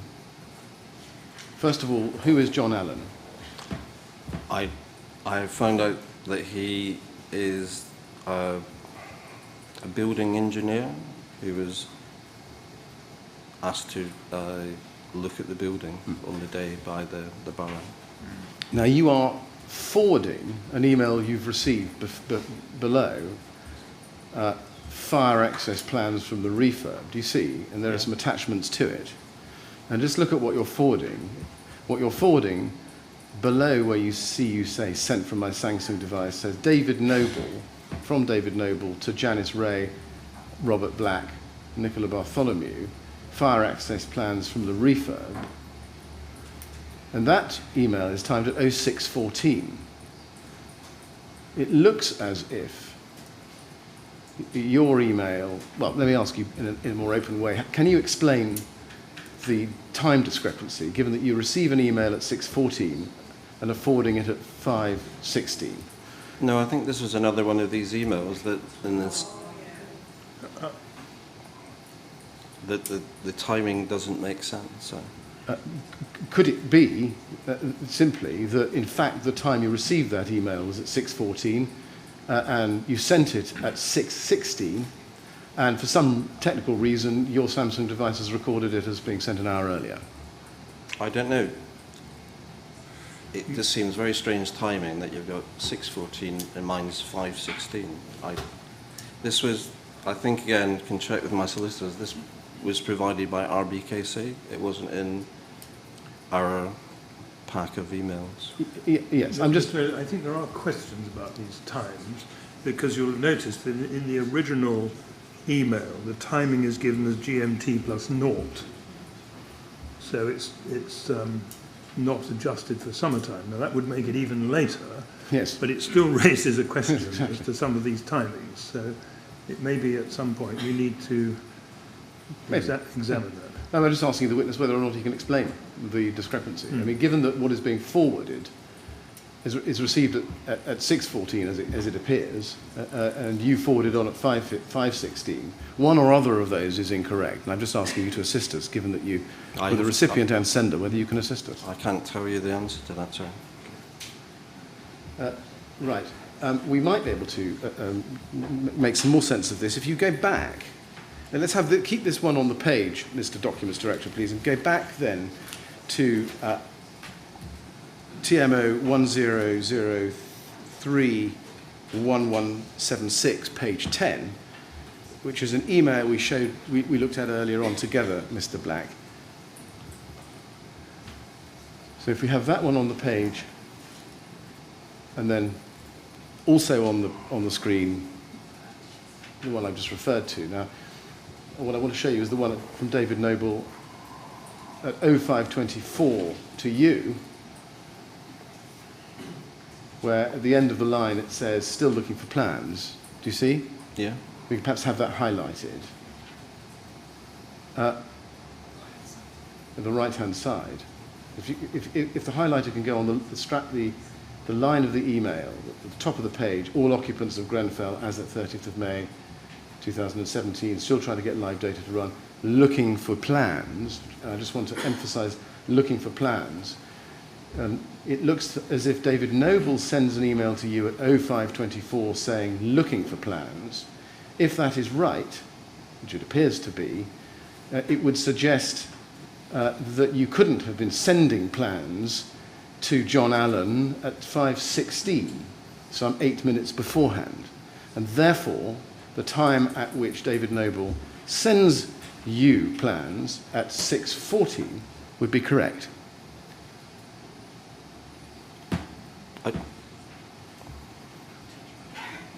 not sure I followed your question. I'm sorry, Mr. Millett. Right. Can we do it again? Yes, in of a course. different way? David Noble sends an email at 5:24 to you saying looking for plans. It stands to reason that if he was still looking for plans at 5:24, you couldn't have been sending plans to... Ms. Jarrett, what do you want? I'm sorry to rise to my feet, but there are a number of discrepancies in these emails. They have been printed out in correspondence. I'm not sure that anyone's got to the bottom of why they are there. All right, well, the counsel is just exploring this with the witness. He may not be able to help. I think he's confirmed that, but also to suggest that the email, to try and forensically dissect it by suggesting that the email on the right-hand side of the page, which is attributed to 0524, therefore means the one on the left can be sent to 0516, because we don't know that the one on the right is sent to 0516. Well, the only question is whether Mr. Black can help us understand the problem. If he can't, we'll have to work it out for ourselves. Thank you very much. Yes, Mr. Millett. Well, I think we've probably squeezed this lemon dry. You've got the documents. You'll have to make sense of them, Mr. Chairman. I'm just trying to see whether the witness can help. Yeah. I'm afraid I I can't. think the answer is he can't, isn't Yeah. it? Well, let me see if I can do a little better, because I'm not quite going to give up yet. If I can ask you, please, to be shown MET quadruple 05404.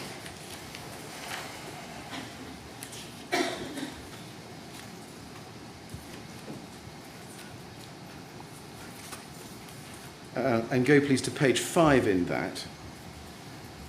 And I should just be clear, Mr. Black, I'm just using these documents to see if I can assist with your recollection. You didn't see this document. This is the log compiled by the Incident Commander, Assistant Commissioner Andy Rowe, through his logist. And at page 5, there is a record of a meeting or discussion at 6:13, DSE District Surveyor. And then I'm going to show you the third line of that. Will attempt to locate plans, John Allen. Now, if that is correct and 6:13 is the correct time, does that help you with your recollection as to when you sent plans to John Allen? No, I'm afraid not. I can see that. Even though I've shown you your own email just shortly after that, which sends plans to John Allen by email. No? What I'm saying is the times seem very confusing, and Well, with great respect, that they're only confused if you want them to be confused. The email that you send, under which you send John Allen the plans, is very, very shortly after 6:13. Now, I know you didn't see this document at the time, but to the best of your recollection, I'll put it to you once more. Do you think you sent the plans to John Allen at about 6:15 or after 6:13, or was it about 5:13, an hour before Assistant Commissioner Rowe asks for them from John Allen? I wouldn't be able to clarify that for you, sorry.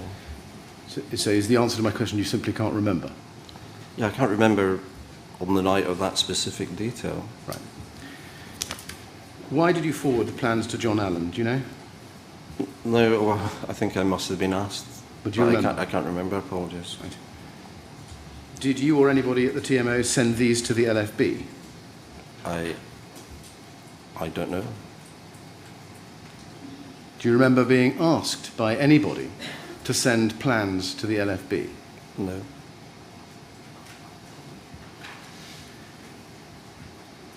Were you aware, after the end of the, I'll give you the time because you weren't at the meeting, at about 7:30 or so, after the fourth tactical coordination meeting at 7:15, that at that meeting a request had been made by the incident commander for plans?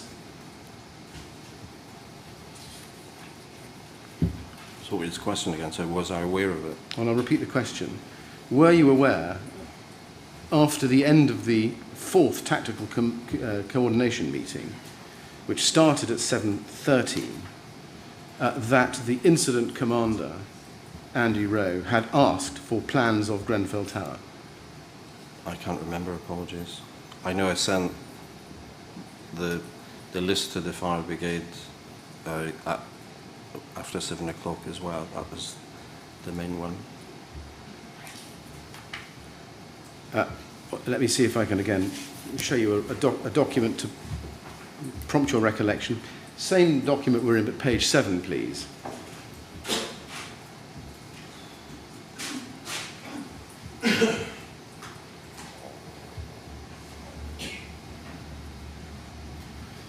And on that page, you can see just above the time mark of 07:35, Mr. Black, just above halfway down, it says, Andy wants from LA numbers and where people in rest centres came from, i.e. Granville House, that should be Grenfell. Police request electoral roll from local authority, 6 plats per floor confirmed by Tom Goodall, and then this, Andy Rowe requests plans from local authority, Lalo is Mr. Rumble. Now, you weren't at this meeting. I'm assuming not seen this document before. No.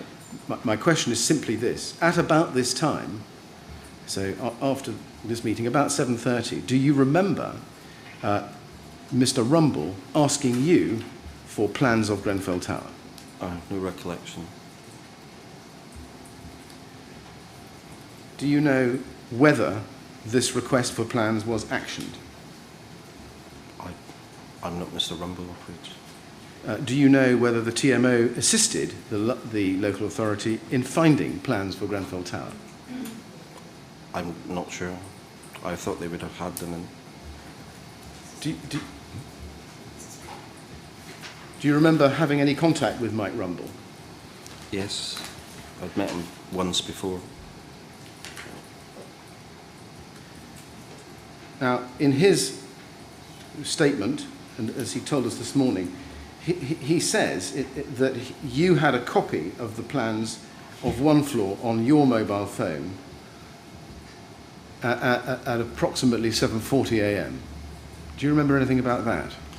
No, I was made aware of that in preparation for this, and when we looked at the emails of actually what was sent to the fire brigade, it was a list of the residents. So we haven't seen any emails from the fire brigade to give clarification on that. Do you remember whether the plan that you received from David Noble and sent to John Allen was the plan that you had on your mobile phone?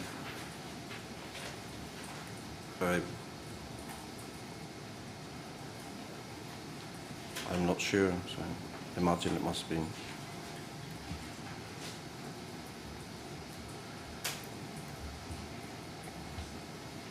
Now, Mr. Rumble says that he recalls you speaking to a fire officer at the command unit, and he believes that you forwarded the plan to the requested fire email address. So again, according to the emails I've seen in preparation for today, round about that time, sending an email to the fire brigade email, which had the list of the residents, and I haven't been shown an email that shows that included the plans. That's. Mr. Chairman, we've been going for another hour or so. Yes. It's probably time for another break. I'm conscious that it's 4:30. I don't have very much more to cover with this witness, but it would be obviously essential to finish him tonight. Well, it would if we can. We can. But I'd be reluctant to sit beyond 5 o'clock because we started half an hour early as it was. I know, absolutely. No, Is that going to be feasible? yes, it is. Without, But it is subject to other things, yes. well, I imagine you'd like to finish your evidence this evening, Mr. Matt, wouldn't you? Would you like a break, or would you rather keep going on the basis that the sooner we...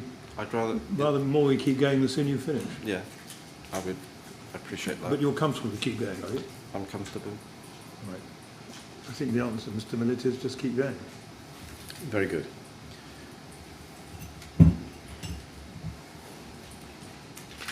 Do you remember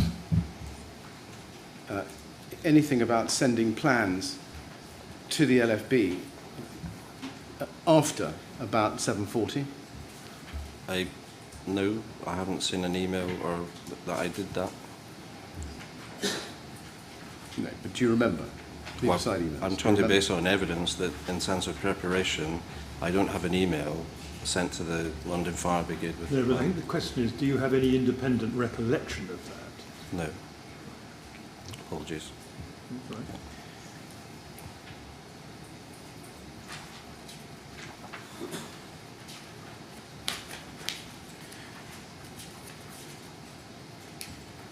Did you know that at some point in the morning of the 14th of June, after Nick Leyton had left and while Mike Rumble was still the Lalo, plans did arrive? I didn't know that. You don't? Is your evidence that you can't recall having any involvement with plans at all, other than the email I showed you? Yeah. Right. Now I want to ask you about another email, TMO 100311176, please.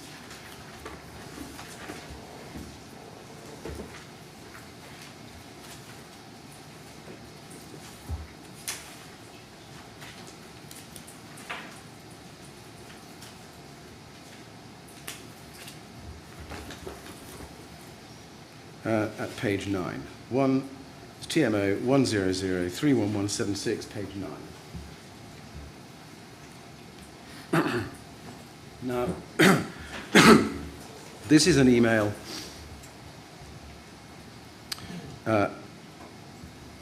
from you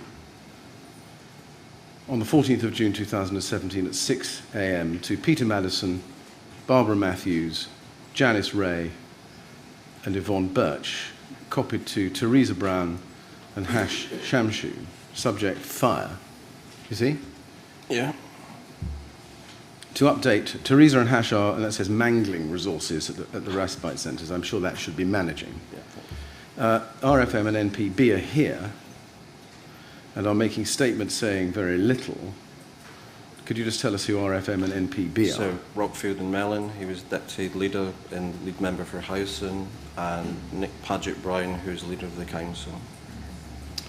Questions about the cladding and spec. Questions about how it's spread. And then, forget the next line, and then we need all the information about the refurbishment, as this will be a primary focus. Peter and his team. Now, first of all, questions about cladding and spec. Were these questions that you were asking yourself on the night, or being asked of you on the night? Asked of me. By whom? When Nick Paget Brown and that came, they were asking, because obviously, you know, it looked like the cladding was an issue. So therefore all I was trying to do was pull together some heads up and pointers about what we would have to prepare for either for RBKC or ultimately for inquiry, which we didn't know there would be one at that time. And were you passing those questions that they were asking of you onto anybody at that time? No, that's, in terms of, for me, that was a sort of heads up email to those people who cover those areas in terms of directors or senior managers. I see. And just reflection on the evening or that morning where we were. Right. Maybe just so that I'm clear about your evidence, are you saying that they were saying there were questions, or were they actually asking you questions? They were saying what's happening, so it was a general, they were asking general questions which I didn't have the answer to. Right. And what I then was really regurgitating that back to my team, that these are the things that people were asking about, and actually as the lead people for those areas, you would need to start quite quickly gathering that information, not just for RBKC or Inquiry, but for my board as well. And what were the questions that you were being asked about the cladding? Well, they weren't really questions. They're saying, what's happened? Have you seen the cladding? You know, they're very, very general in terms of actually what was put to me, and these very general headlines I sent to my team. Yes, you said in the last answer they were general. Yeah. What were the general questions? Or were they so general as not to have any content? So general at that stage to have no content. It was more about how you could perceive that people were going to be asking lots of questions and how we could gather that information. And what made you think at that point in the night that the refurbishment would be a primary focus? Well, it wasn't. It was asking about how, I mean, I didn't know, and still don't know how the fire sort of created that problem. And it was just these general things that I'd picked up that I wanted to send to the team.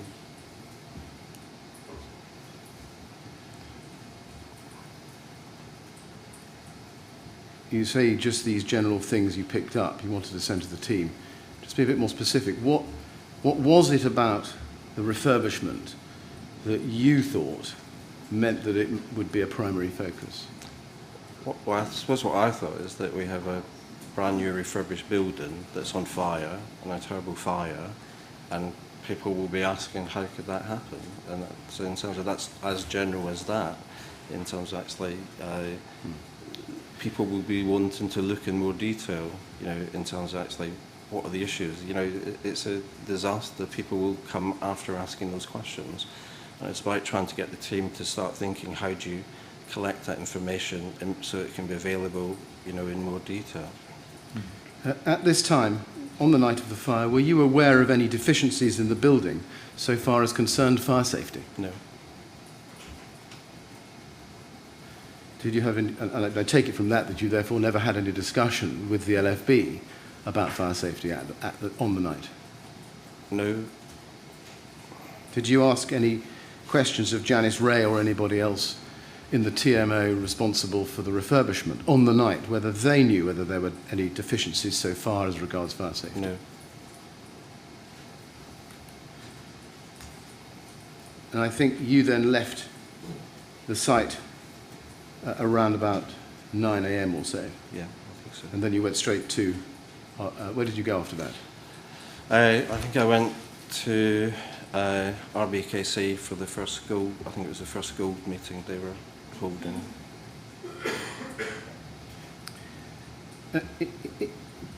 In general terms, and just as a general question,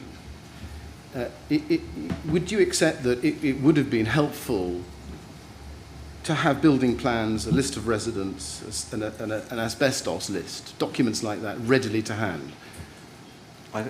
I think that would be useful. It depends where they are, because usually they're on the system. It's like getting them off the system.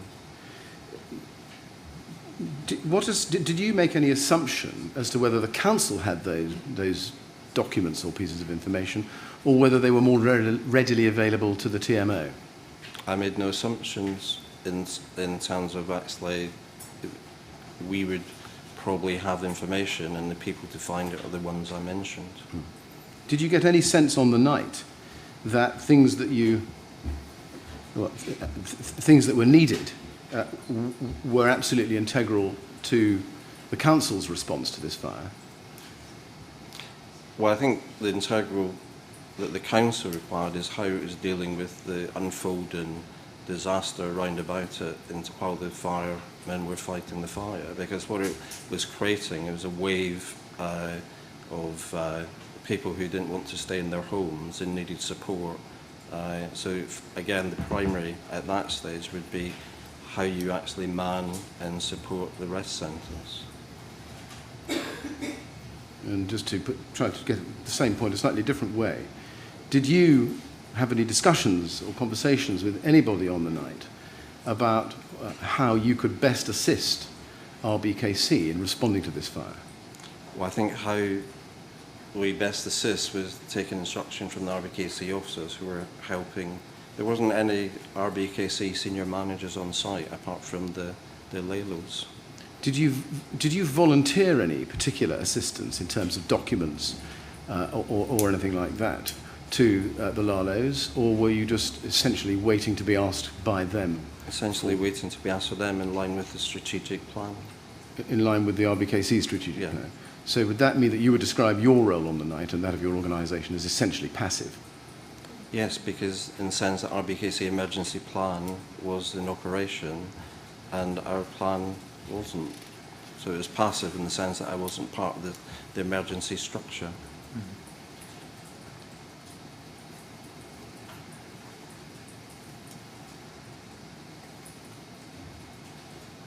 Can I ask you to go back, please, to an email we looked at earlier, which is the email at TMO.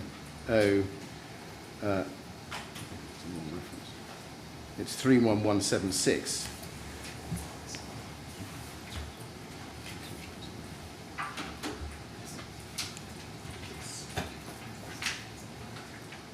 Yes, it's TMO 100311176, page 9. No, that's something like that.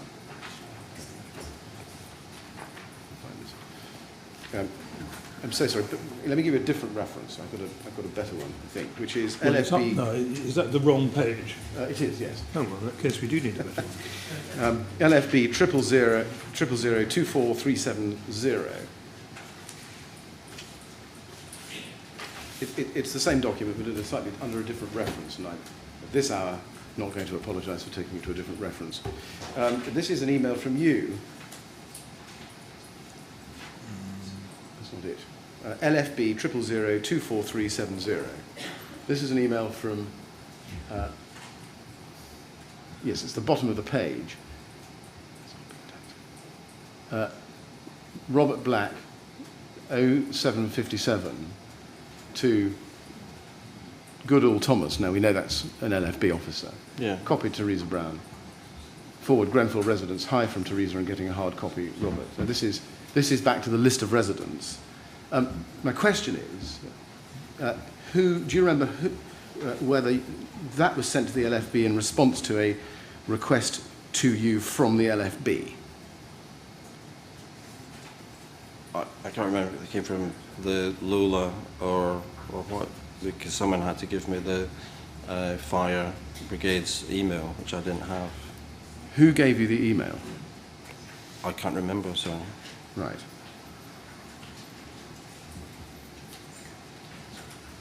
Mr. Black, I have no further questions for you. That isn't to say there may not be one or two more. Yeah. But thank you very much so far. Mr. Chairman, I'm going to ask you to rise for a few minutes to see if there are any further Yes, well, at this stage we do normally break for 5 minutes to let council check that he's covered all the ground he needs to cover.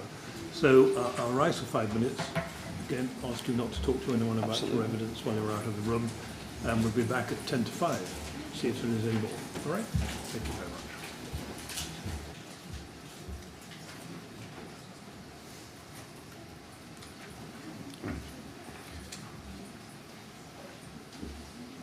Right, 10 to 5 then, please.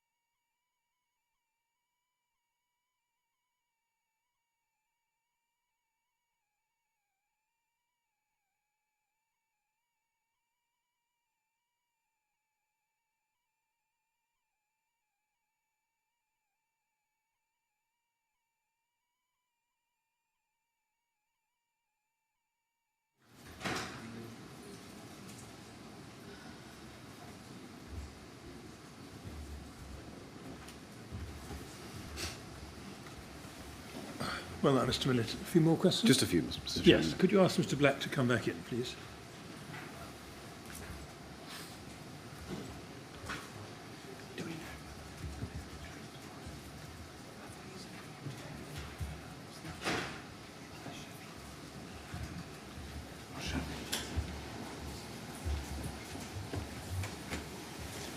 Mr. Black, I think just a few more questions and then we'll be finished. Thank you.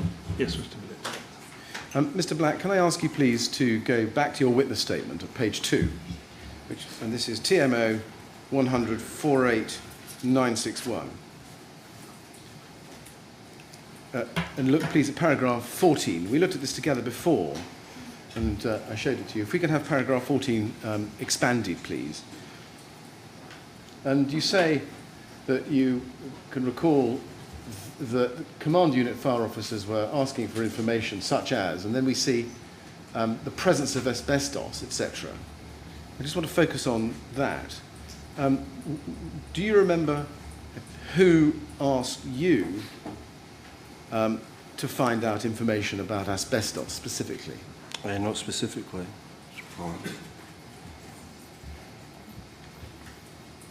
Do you know whether information about asbestos was handed over to the LFB in accordance with what you say they were after?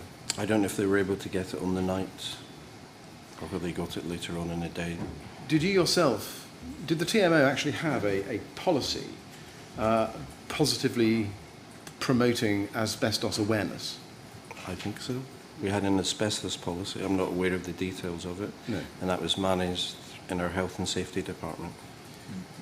When you heard that the London Fire Brigade was interested in information about the presence of asbestos, did you yourself consider the dangers of asbestos in the vicinity? No. No? I mean, I imagine it was just one of the things you worry about because you don't know what's in the building. And it's about how you access that information. Did you take it upon yourself to ask any members of your staff to find out what asbestos was in the building so that you could help the LFB answer their question? In the sense that would be my health and safety team who would have that information. Do you remember asking your health and safety team to assist you to get that information so that you could assist the LFB? No. I imagine that was something that would come later on in the morning once we had more people. So when you say no, do you remember, is it you don't remember or that you didn't ask? I don't remember. Looking at paragraph 15 of your statement, you say, I recall, I'll just wait for you. It says, I recall the LFB being particularly anxious to know the names of people known to be in the building. I recall explaining to the officers that TMO would be able to provide the names of the registered tenants and leaseholders, but the TMO did not hold records of occupants and visitors. Therefore, TMO would not be able to provide that level of detail. Now, you told us earlier this afternoon in a number of times you didn't have or don't recall having conversations with the LFB. When you wrote your statement, you do appear to have recalled having a conversation with officers, you say, about the provision of information about registered tenants and leaseholders. When you say officers there, do you mean the LFB?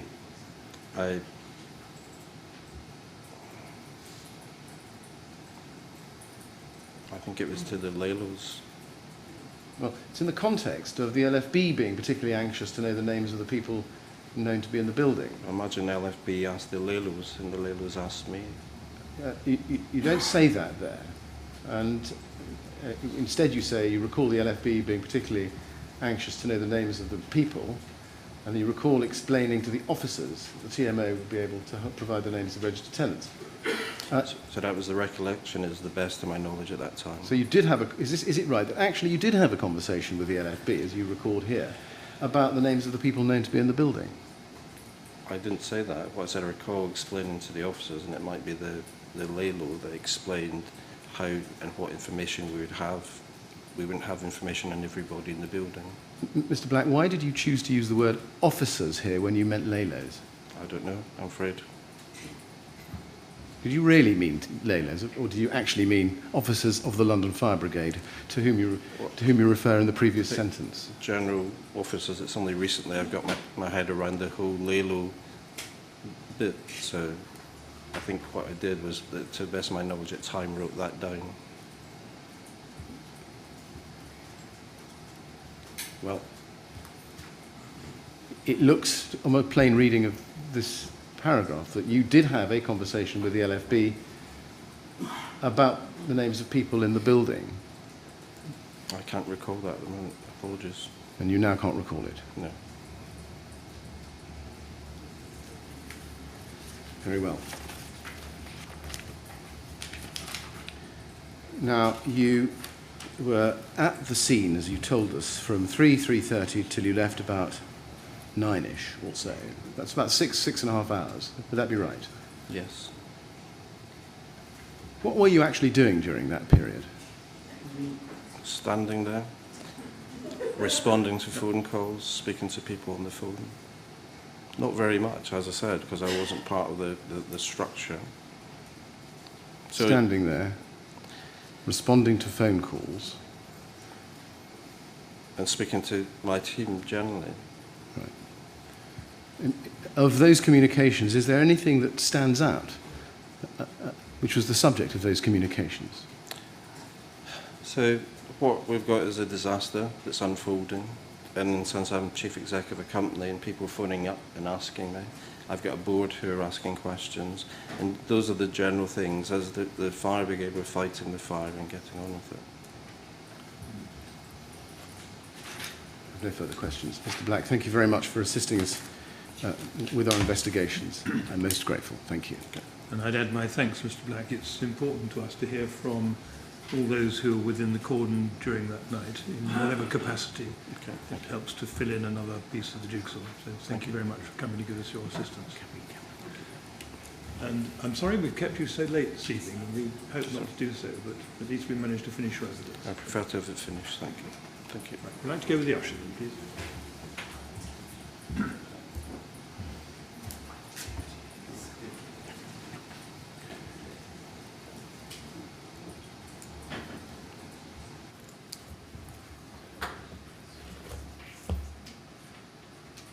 Yes, Mr. Millett. Mr. Chairman, two things. First of all, I'm grateful to you for sitting late. It's been an extremely long day and tiring for everyone in the room. I can say we trespass on everyone's patience to some extent. Well, I'm sorry I have, but I think it was essential to finish the witnesses. I'm Yes, particularly of grateful course. to the transcribers and to the trial director for bearing with me. Teresa Brown was clearly programmed for this afternoon. It's Yes. self-evident that we will not be able to reach her today, even if I thought it was a good idea to ask you, which I don't. There is a human aspect to this, which is that she is extremely anxious to give her evidence as soon as Yes. possible. And there is a good reason, forensically, why her evidence should follow that of Mr. Black. I would like to explore overnight whether it's possible to call her first thing in the morning in place of Mr. Shamshun and Mr. Webb. But there are other considerations then, aren't there, as well? Then there are other considerations as well, and I don't want anybody in the room to be under any illusions as to whether that's possible or not, but I'd like to explore it. If it is possible, then I would like to be able to call her tomorrow morning in place of Mr. Webb and Mr. Shamshun and find a place soon in the timetable for them instead. But I need to be able to make sure that I've raised it with all the right people so that that can be done. Well, thank you for giving that indication. I think all I can say is make your inquiries. Those who are preparing to hear Teresa Brown today will be ready for her in the morning if she comes in the morning. And I think just see what can be arranged. I'm very grateful, Mr. Chairman. We'll see what we can do.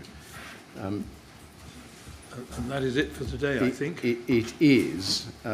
If we do have to call, if we're calling her tomorrow morning, then I think a 10 a.m. start would still be a good start. I think it would be early enough. Yes, I detect that this time of the night after the day we've had, me asking for a 9:30 start would be perhaps not the best form of advocacy. Thank you very much. Fine. 10 All right, o'clock tomorrow, please. Thank you very much. Right.